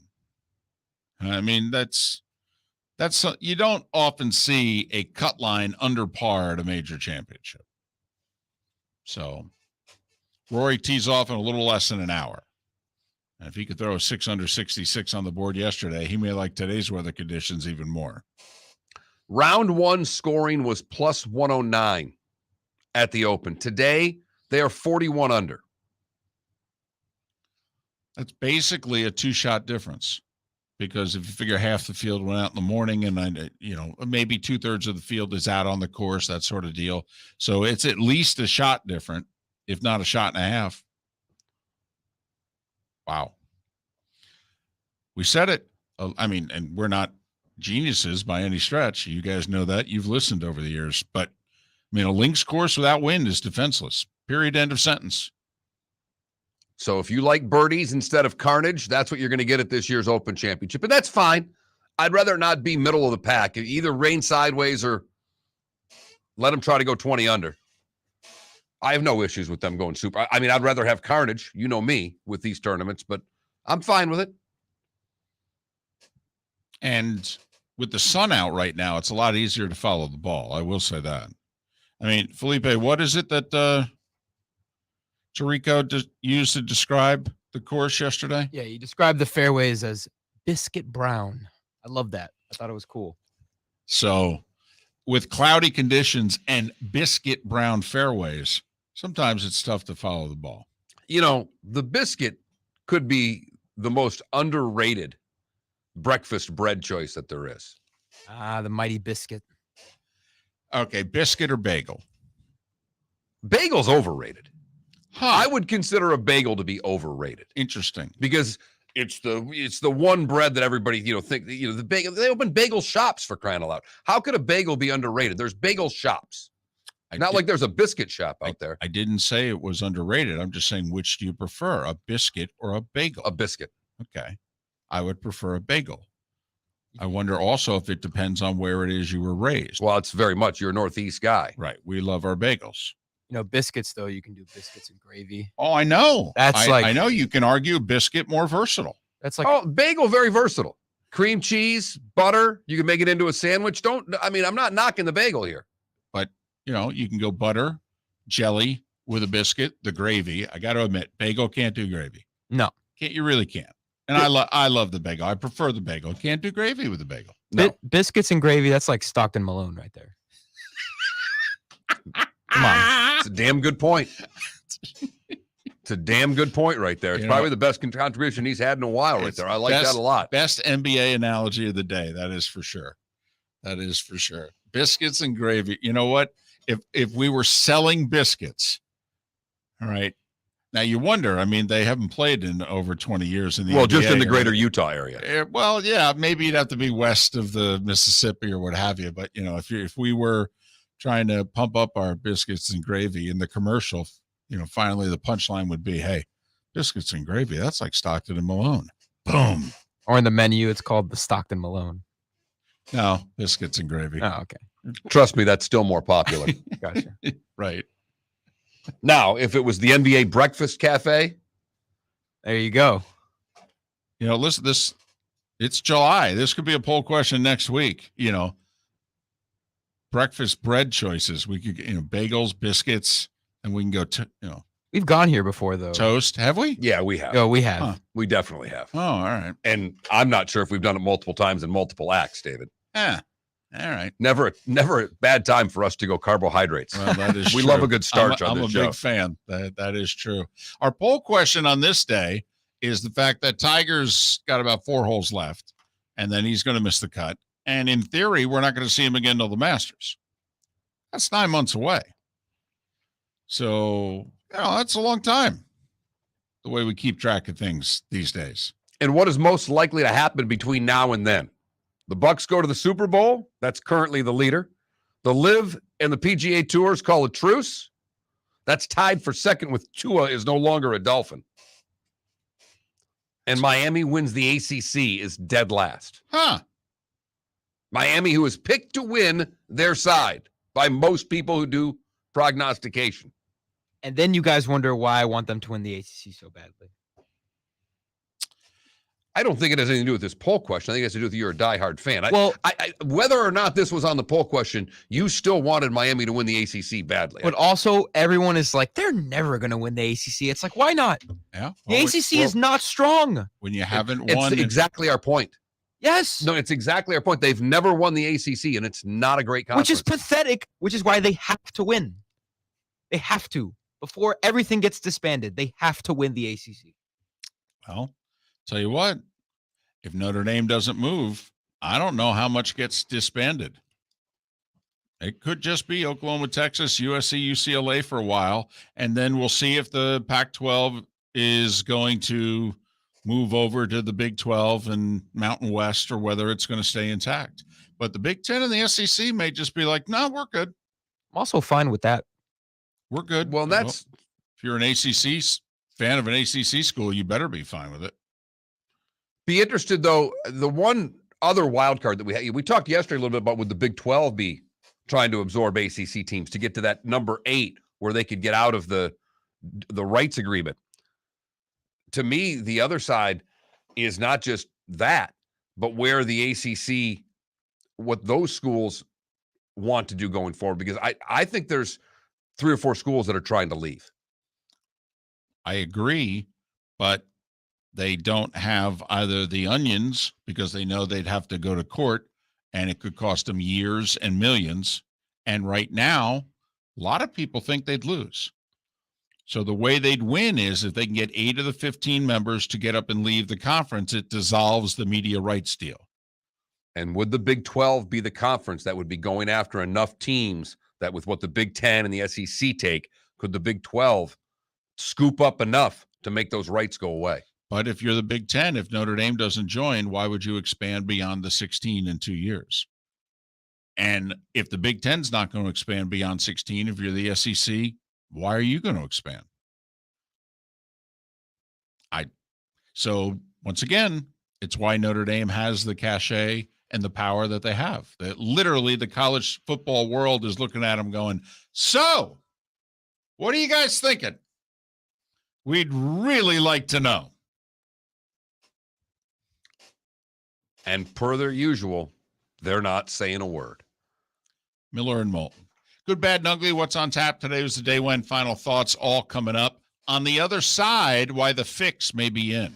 Golfers, are you bored of the same old driving range warm-up routine that's not getting you the results that you want on the course? Power up your golf swing by adding resistance bands to your range sessions with the Orange Whip Golf's Power Strap Kit. Featuring band attachments to your feet and hips, Power Strap resistance training will boost clubhead speed, increase power, improve flexibility, all with just a few swings. Buy a Power Strap Kit today.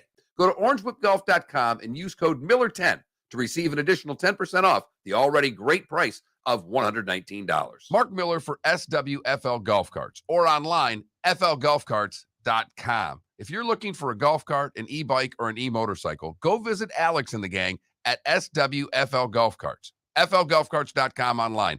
Check out their whole inventory. If you're looking for a custom cart, they can take care of you. 2-seater, 4-seater, 6-seater, they've got you covered. E-bikes, nobody better for value and service. E-motorcycles, check them out. Again, flgolfcarts.com. flgolfcarts.com. Bring your big mouth to John Smith Subs and indulge in their overstuffed subs with the freshest quality ingredients. Enjoy our famous steak bomb with perfectly grilled marinated sirloin steak topped with provolone cheese, grilled onions, peppers, mushrooms, crispy bacon, juicy tomatoes, and creamy mayo. Boom! Made-to-order crispy fries can be paired with the Gator, the Cuban, the chicken bomb, or the Italian. Love local. Eat delicious with John Smith Subs. Find a John Smith Subs location near you today. David Moulton for Napa, Napa Auto Parts, and Napa Filters. Insist on Napa Filters for your vehicles, or if you're a do-it-yourselfer, only buy Napa Filters. Napa has a filter for almost anything on earth that moves, whether it's motorcycles, foreign and domestic cars, vans, SUVs, earth-moving equipment. You get the idea. Napa Auto Parts, Napa Filters. Insist on them for your vehicles, or if you're a do-it-yourselfer, only buy Napa Filters. You were listening to Miller and Moulton on the Florida Sports Network.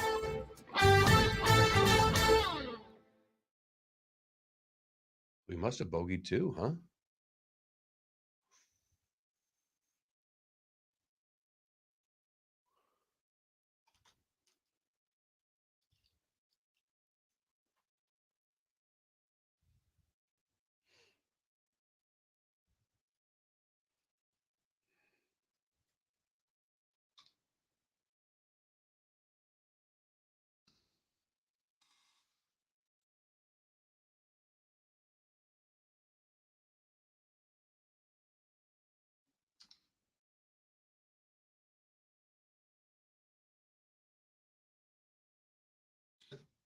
Sit.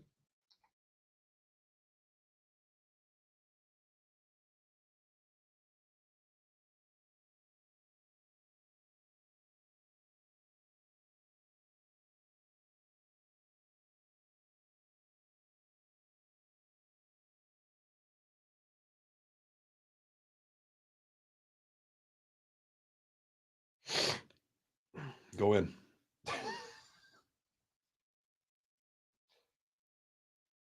Oh, and it did.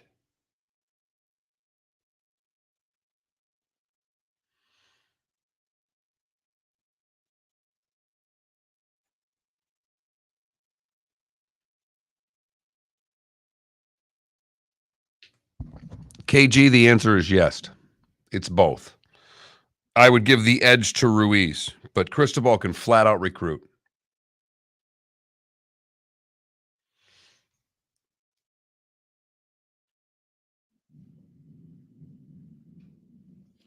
There is a good stomach grumble right there.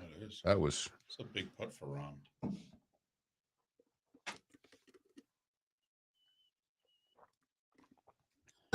Well, yeah, because you're coming up to the hardest part of the course, too.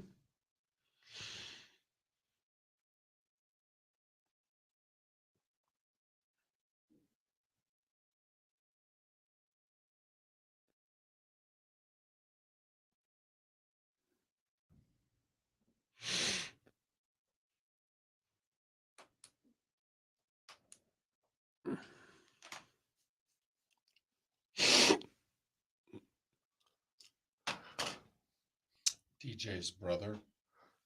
All right, did you see? Mm-mm. He's got a neck thing which says LIV. All right, it's just above the. Did you see the photo from Perez on the plane? Yeah. That they're taking? Yeah. Uh-huh. Yeah.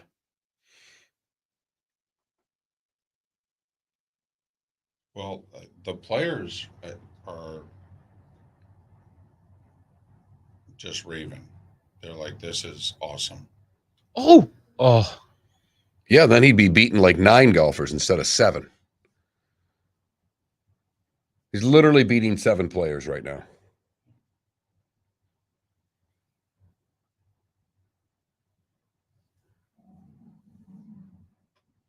And it's guys like Calcavecchia.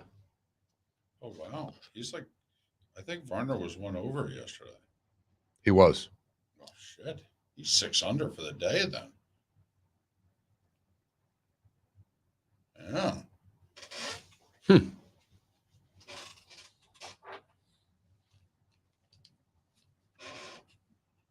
Yeah, that plane's amazing, Mello. Oof.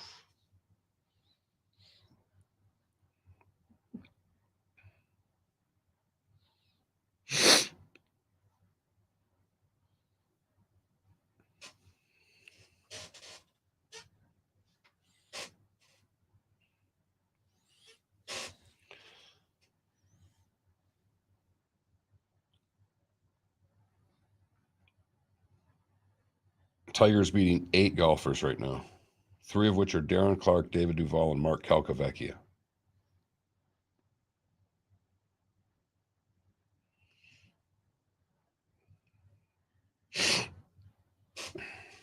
A lot of guys this week get to say they beat Tiger. Oh, yeah.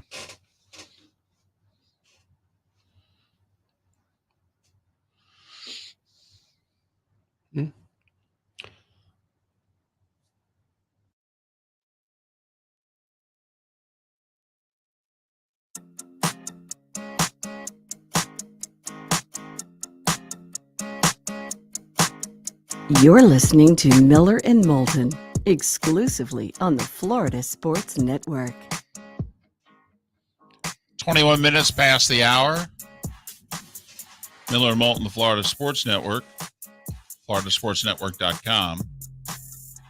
Cam Young was your first round leader. He's 1 over for the first 3 holes of his second round. He's down 2 shots back of Dustin Johnson, who's your leader, done for the day, 9 under. Scotty Scheffler, Terrell Hatton, done for the day, 1 shot back at 8 under. Rory tees off at the top of the hour. They are tearing the course up today.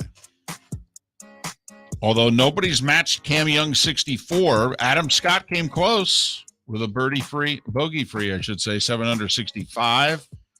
Harold Varner's 6 under on the course with a handful of holes still to play. I mean, Sergio was 7 under before a late bogey. He shot 66, but they are tearing it up. You're going to have to be under par to make the cut. Certainly looks that way. Right now, there are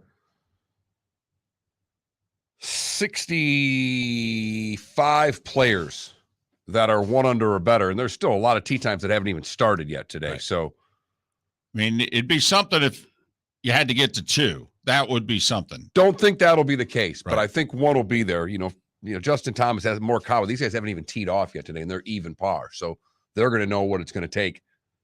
And It's not just getting it early. They're getting it all over the place on this golf course. And the sun is out and the wind has died down even more. Tiger, meanwhile, 1 over for the day, 7 over for the tournament. He's got what, 2-3 holes left? Right. He's beating 8 players on the golf course right now. And 3 of which are Darren Clark, Davis Duval, and Mark Calcavecchia. Who are basically ceremonial players. Correct. At this stage. The official world golf ranking is the arguably biggest issue in golf.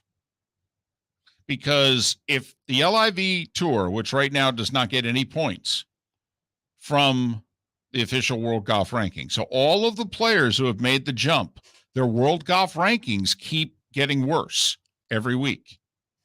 They lose 1 to 2 spots seemingly every week. Now, if they play well this week, they'll get spots back because it's a major. It's weighed more heavily. But in theory, our poll question deals with, hey, we're not going to see Tiger until the Masters. Well, these LIV golfers, Mark, may not play in a tournament that gets them world golf ranking points until the Masters. And you have to be qualified and invited to the Masters. I mentioned as we went to break that the fix could be in. Greg Norman and some of the players on the LIV series are convinced that they are going to get world golf ranking points. If not this year, that it'll be set for next year. And I will say, August, and this was planned a year ago, there's a big meeting in August amongst what's called the OWGR, the official world golf ranking. And they were going to make some changes. That's to take place next month, whether the LIV series existed or not. Mark, who runs the OWGR? Probably the USGA. Here are some of the current board members. Jay Monahan. Okay. He only runs the PGA Tour. Mike Wan. He only runs the USGA. Seth Waugh, who's best friends with both Monahan and Wan. He runs the PGA of America. The International Federation of PGA Tours official, Keith Waters. Martin Slumbers, who runs the R&A. Slumbers? He owes me money. Keith Pelly. He runs what used to be the European Tour and is now called the DP World Tour. And Buzzy Johnson, who's part of the power structure at Augusta. The OWGR is chaired by a gentleman called Peter Dawson.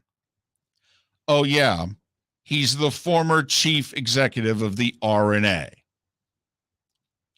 These are the people that the LIV are going to need to somehow hand them world golf ranking points. And what is amazing is some of the tours that get world ranking points. Yeah, they're pretty far down on the list of golf tours. Right. It's why I think some changes are going to have to come to the LIV Tour. They're going to have to play 72 first and foremost. I think they are. And even if they have a 54-hole cut and it's 3 rounds and then whoever play, even if they pull the old, what the PGA Tour started to do, if there are multiple, whatever, there's a lot of ties and more than 70 make the weekend. They started putting that Saturday just to speed up play where we're going to get to 70 after Saturday. We're going to take the last 8 players. Right. And they're cut you a check. They cut them a check. It's like made cut, but doesn't play on Sunday, and they get a last place check. That's what I think the Live Tour is going to have to do going forward. So either they go from 54 to 72, or will they have more players than 48, but they only play 48 in the final round? You know, what I wonder about, because there are some events that are 54 holes that get ranking points. First off, if a PGA tournament's ever shortened by weather, I mean, the ranking points are still the same. Also, there's a couple, Tiger's World Challenge event's a 36-hole event. It gets world golf ranking points. So the LIV is going to press and say, hey, come on now, there have been examples, but they may say, well, we're not going to give you full points. We may only give you 3/4. So good luck. But I'm wondering also, is the tour, and I don't mean PGA Tour, I mean the LIV Tour, are they going to have to do something where they create some sort of cut? Where maybe, let's just say they stick with 54 holes for whatever reason. But are they going to have to reduce 48 down to 24 or 32? Something in which they create something that they're playing for besides cash, if you know what I mean. Right. And a live point system of some sort or whatever the case may be, season championship. It will be fascinating because this is where the whole thing lies. No doubt. We're having a ball watching the Open Championship and seeing these live golf tours. I mean, this is the first actual golf battlefield we've had between the live guys and the regular tour guys, because we've got a bunch of live tour guys who are plastered all over this leaderboard, including the current leader, Dustin Johnson. But this is secondary to the world golf ranking points, because without those, the live tour can survive, but for how long, I don't know. Right. Because also the top players, they're wanting to have their cake and eat it too. They want to play on the live tour and not the PGA Tour. More money, less events, better schedule, but they want to be able to play in the 4 majors.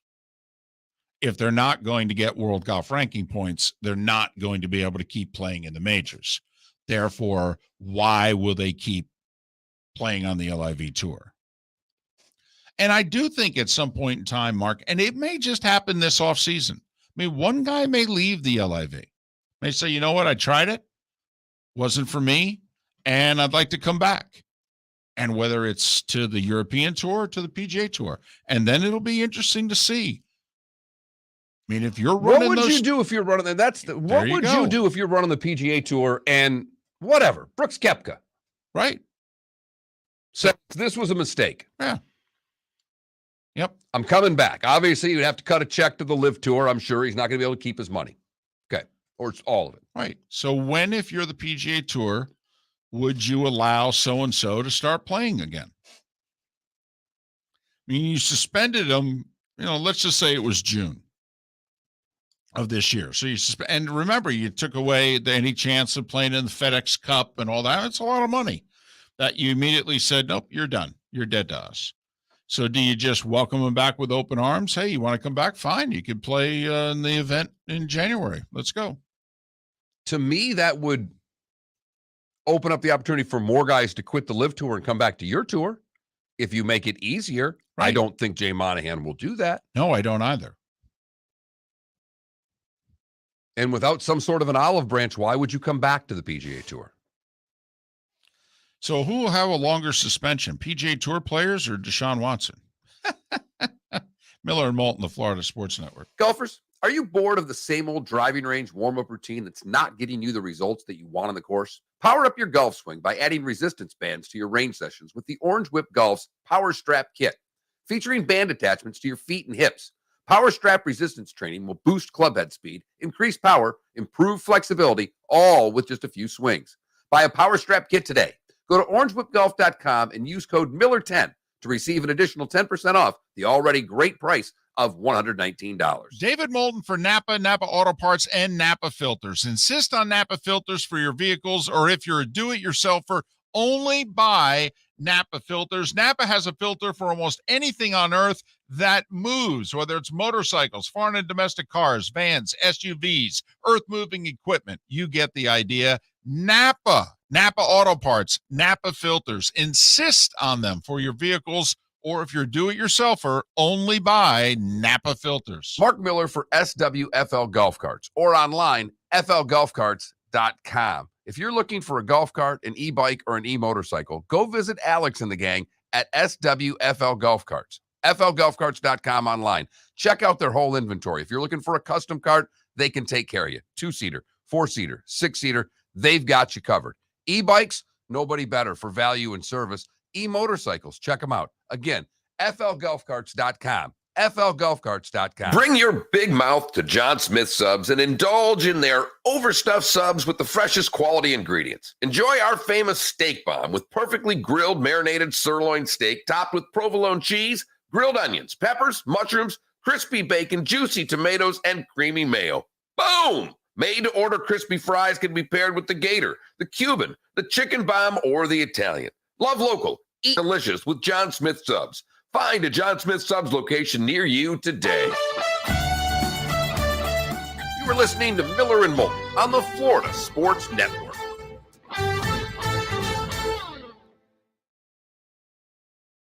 Hear that? Fuck the Police by Ice-T.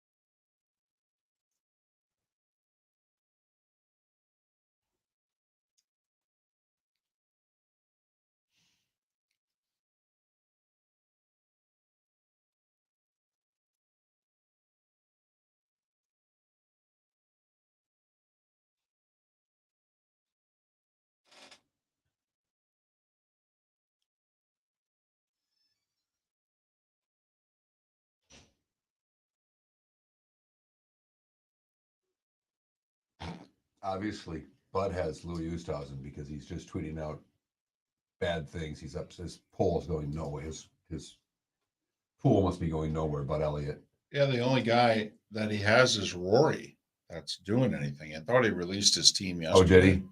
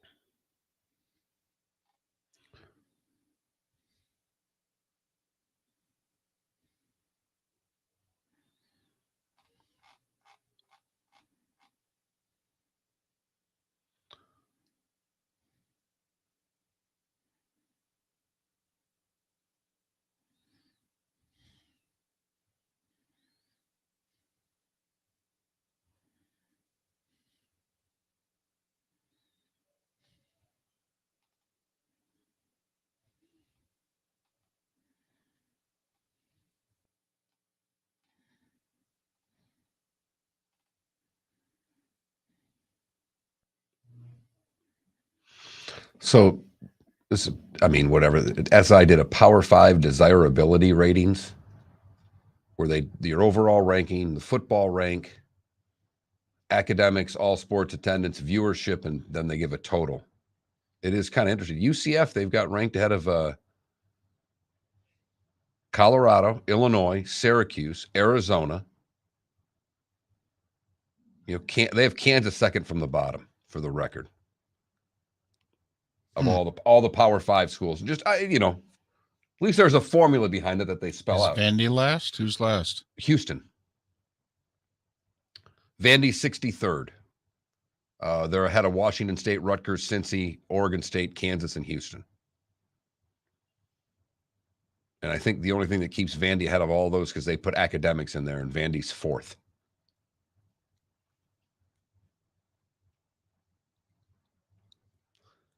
Who's the worst school academically? That's what I want. West Virginia.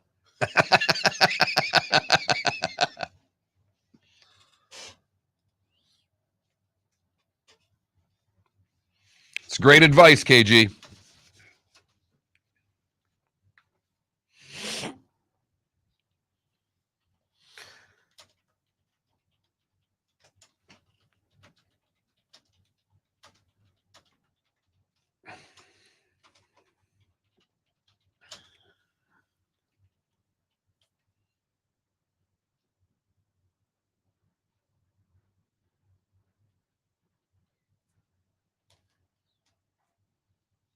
here's Tiger. That's his fourth. So he tried to get cute.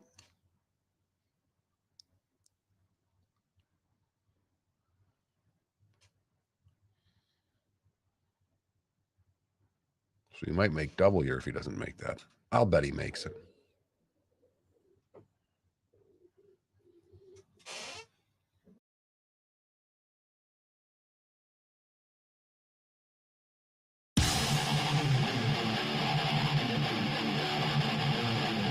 You're listening to Miller and Moulton, exclusively on the Florida Sports Network.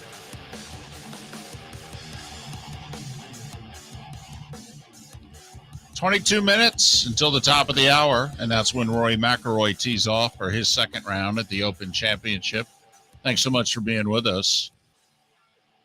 Dustin Johnson is your leader. He's done for the day, followed up a 68 with a 67. He's 9 under. Scotty Scheffler, Tyrrell Hatton, done for the day at 8 under. There's a trio on the course at 8 under as well. Cantlay is the one who's heading down the home stretch. He just birdied the par 5 14th. So he's got 4 holes to go. He's 1 shot back. Cam Smith just hit a hell of a shot out of the bunker in front of the 5th green to about 6 feet for a birdie opportunity, and what looked like a shot that he might have to go sideways when you first looked at it. And the two Cams, Young and Smith, are also 1 shot back at 8 under par. Cam Smith birdied his first 3 holes today. So they are going low. 1 under at the very least will be the cut. Even a chance for 2 under. Likely to be 1 under, though. Tiger, meanwhile, yeah, he doesn't have it. No, he's about to go back another shot. He's 1 over on his round today. The best he can be is 2 over on his round today because he's got a bogey putt from about 8 feet left on the 16th when he tried to chip it close and chipped it in the bunker. And based on what Tiger has had to say, we won't see him again until the Masters. And so that's the focus of our poll question. That's 9 long months.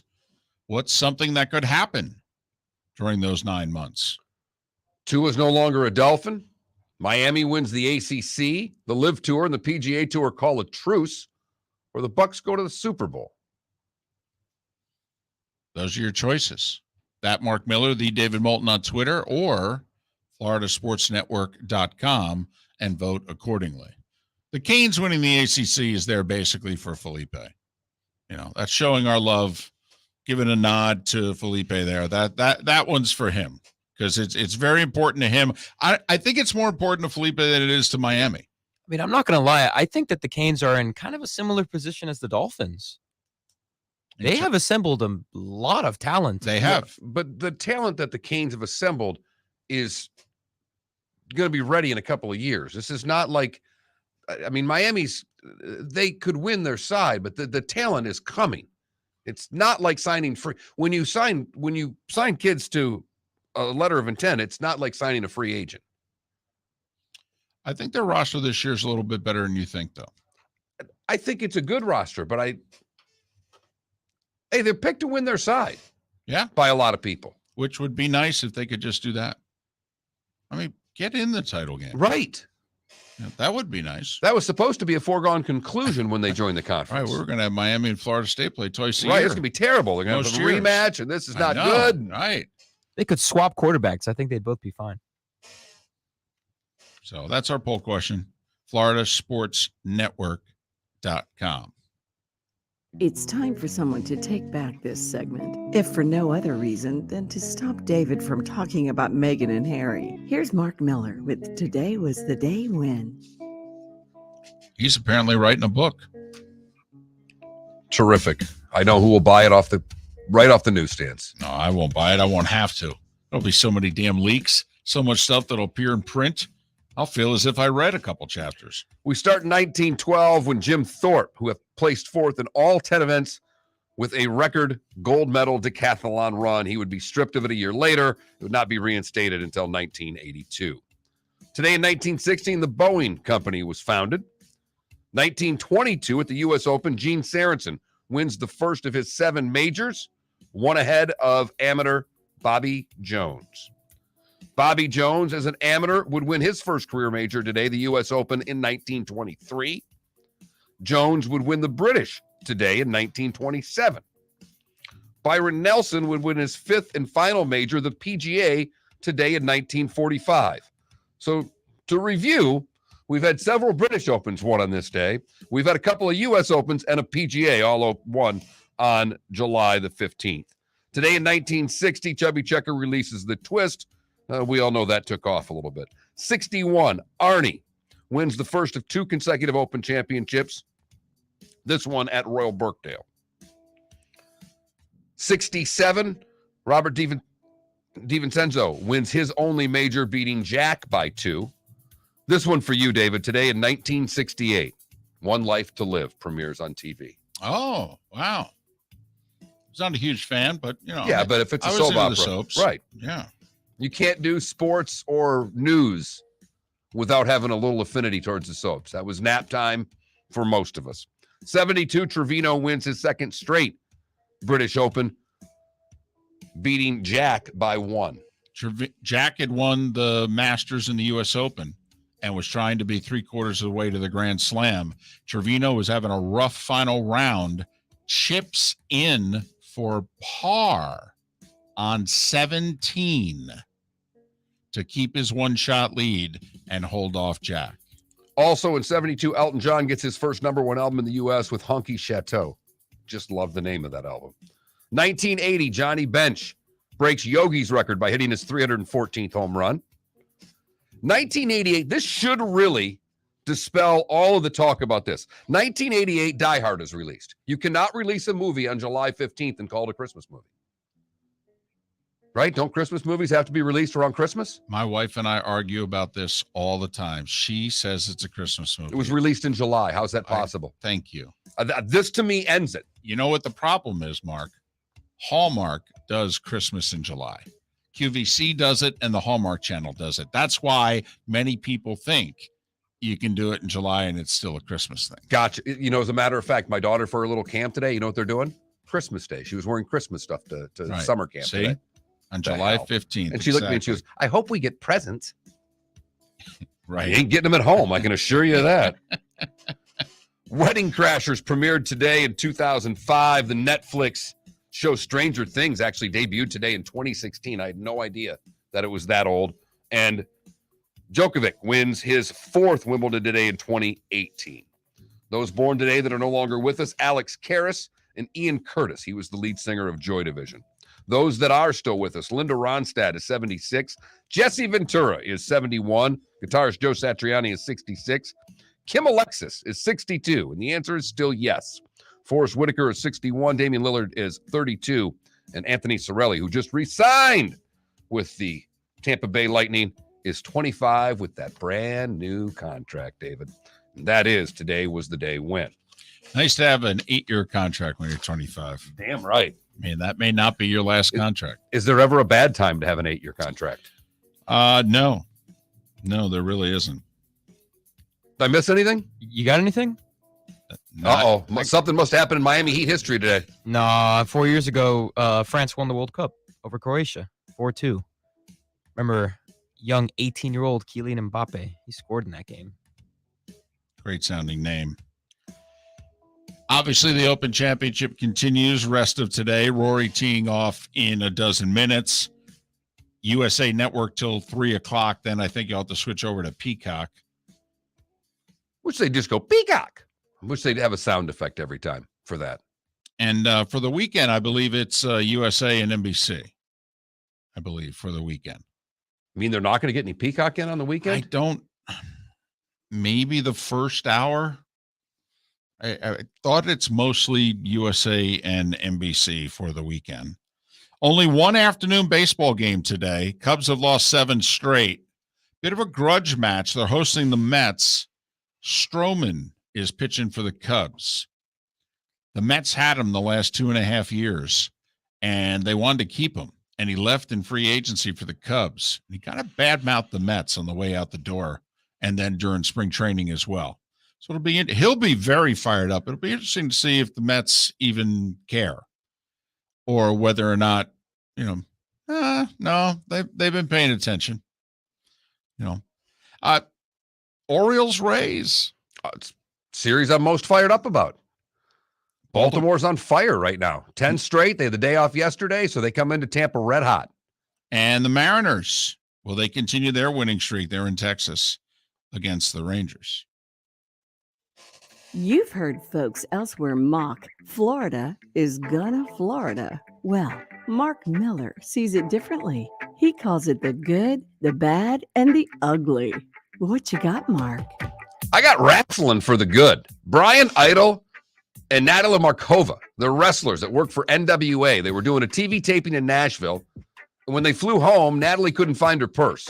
Walked off the plane. She admitted, I was pretty disheveled, get on the plane. Not all there, she said. When she exited the plane, she realized she didn't have the purse. She went back to the gate. The next plane was already boarding. Airline officials looked at her seat and said the purse wasn't there. Her boyfriend smartly said, hey, do you have your AirPods in your purse? And she said, yep. Which she could use her Find My app. Oh. And they started driving. It started pinging. It led them to a Walmart in the Tampa area where they confronted the would-be robber who was trying to buy something with a credit card and cash that they had stolen out of her wallet. Idol tackles the would-be defendant, and they wait till police come. He admits to stealing. She gets her money back. He said he turned the purse in as he found it at the airport, and they didn't press charges after all of that. Really? Which I was stunned by. So if you got all your stuff back, would you press charges? Yeah. Yeah. You steal my purse off a plane. You steal my backpack off a plane. Well, if you got it back, it wasn't stolen.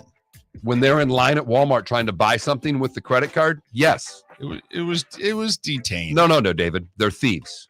They're not good people, and they're going to pay for it. Okay, fair enough. Because you can't beat the hell out of someone anymore and not get arrested. If you could do old-term justice and just beat the crap out of them right there and call it a day, if that wrestler could have gone at him for about 90 seconds, right, then I'm fine. Like back in the old days. We go to Lithonia, Georgia for the bat, where firefighters had to slice open an air conditioning vent to let a man out of a strip. He was trying to break into a pizza restaurant. No word on whether he wanted a $5 Little Caesars or if he was just trying to steal the cash. But either way, the man yelling from on top of the vent didn't make it out. Finally, the ugly, we go to the Daytona Beach area where County Commissioner Joe Mullins was in his red Ferrari doing 92 and a 70 when he was pulled over. Mullins told the cop, Trooper said, you run. He replied, okay. Trooper explained the situation to Mullins before Mullins takes off, speeding away. We'll see how this plays out for what I think will be the former county commissioner in no time at all. And that is the good, the bad, and the ugly on today, July the 15th, 2022. If you run the county, why couldn't you just sit there, wait for the cop to be done, and then just take care of it after the fact, right? You run the county. You know how this goes. Who are these local elected people that think that they're that damn important? Oh, man. I've met a ton of county commissioners in my life. I've never really met those that I think would go, I mean, I think you try to subtly throw out there, you don't say, don't you know who I am? You just. Hey, I'm a county commissioner. You think right. maybe you can cut me a little? Yeah. Right. Hand them the license and say, and maybe the business card. Yeah. I'm Say, county. I'm a county commissioner. You think you Right. could help me out just a little bit here? Right. Please, officer. I was in a hurry. Exactly. I mean, exactly. Could you use a little discretion? hey, man, officer? I was in a big hurry. I'm Yeah. a county commissioner. Is there I'm anything really you could do sorry. to help me Right. out? Because this Right. is going to be a screw up. As opposed to. Don't you know? Oh, boy. Miller and Moulton. Tell you what, it is shaping up to be an incredible Open Championship. I mean, it really is. You got Dustin Johnson, Scotty Scheffler, Terrell Hatton, Patrick Cantlay, got the two Cams, Smith and Young. I mean, they're all within one shot of the lead. You got 5 guys in second right now. DJ, who's top 15 in the world, thought of really as top 10 in the world. Then you got the whole LIV component for the first time in an important event in which the LIV golfers are actually going toe-to-toe with the rest of the world. And then obviously Rory hasn't even teed off yet. He's 3 back of DJ. Come on. Don't we hope that Rory and DJ are playing together tomorrow? Oh, it'd be so rich. Do the announcers go there? I doubt it. What It would be journalistic malpractice to not go there. Well, I mean, at some point, doesn't somebody point out how rich this pairing is? I mean, come on. But the pressure they're getting to not even mention the Live Tour. Right. We went through most of yesterday where they didn't show Live Tour golfers, let alone talk about the Live Tour. But it's shaping up as a tremendous event, and the weather forecast is for very benign conditions. Tiger Woods is finishing up. He's on 17 right now. And we're not going to see him spring of 23, in theory. We'll probably see him in February at his tournament, whether or not he plays. By then, he'll be 47. And let's face it, next year, I mean, this year we were all just happy to get him back. Next year, it's going to be like, well, he's got to show something or he's done. Exactly. We're done. And that would be sad, obviously. It would be sad to see it go out like this. Sure. I'm kind of sad watching this. I'm not going to lie. Yeah, and I can understand it. I can. I think he'll be better next year. I really do. Have a great weekend. Thanks for listening, Miller and Moulton. Golfers, are you bored of the same old driving range warm-up routine?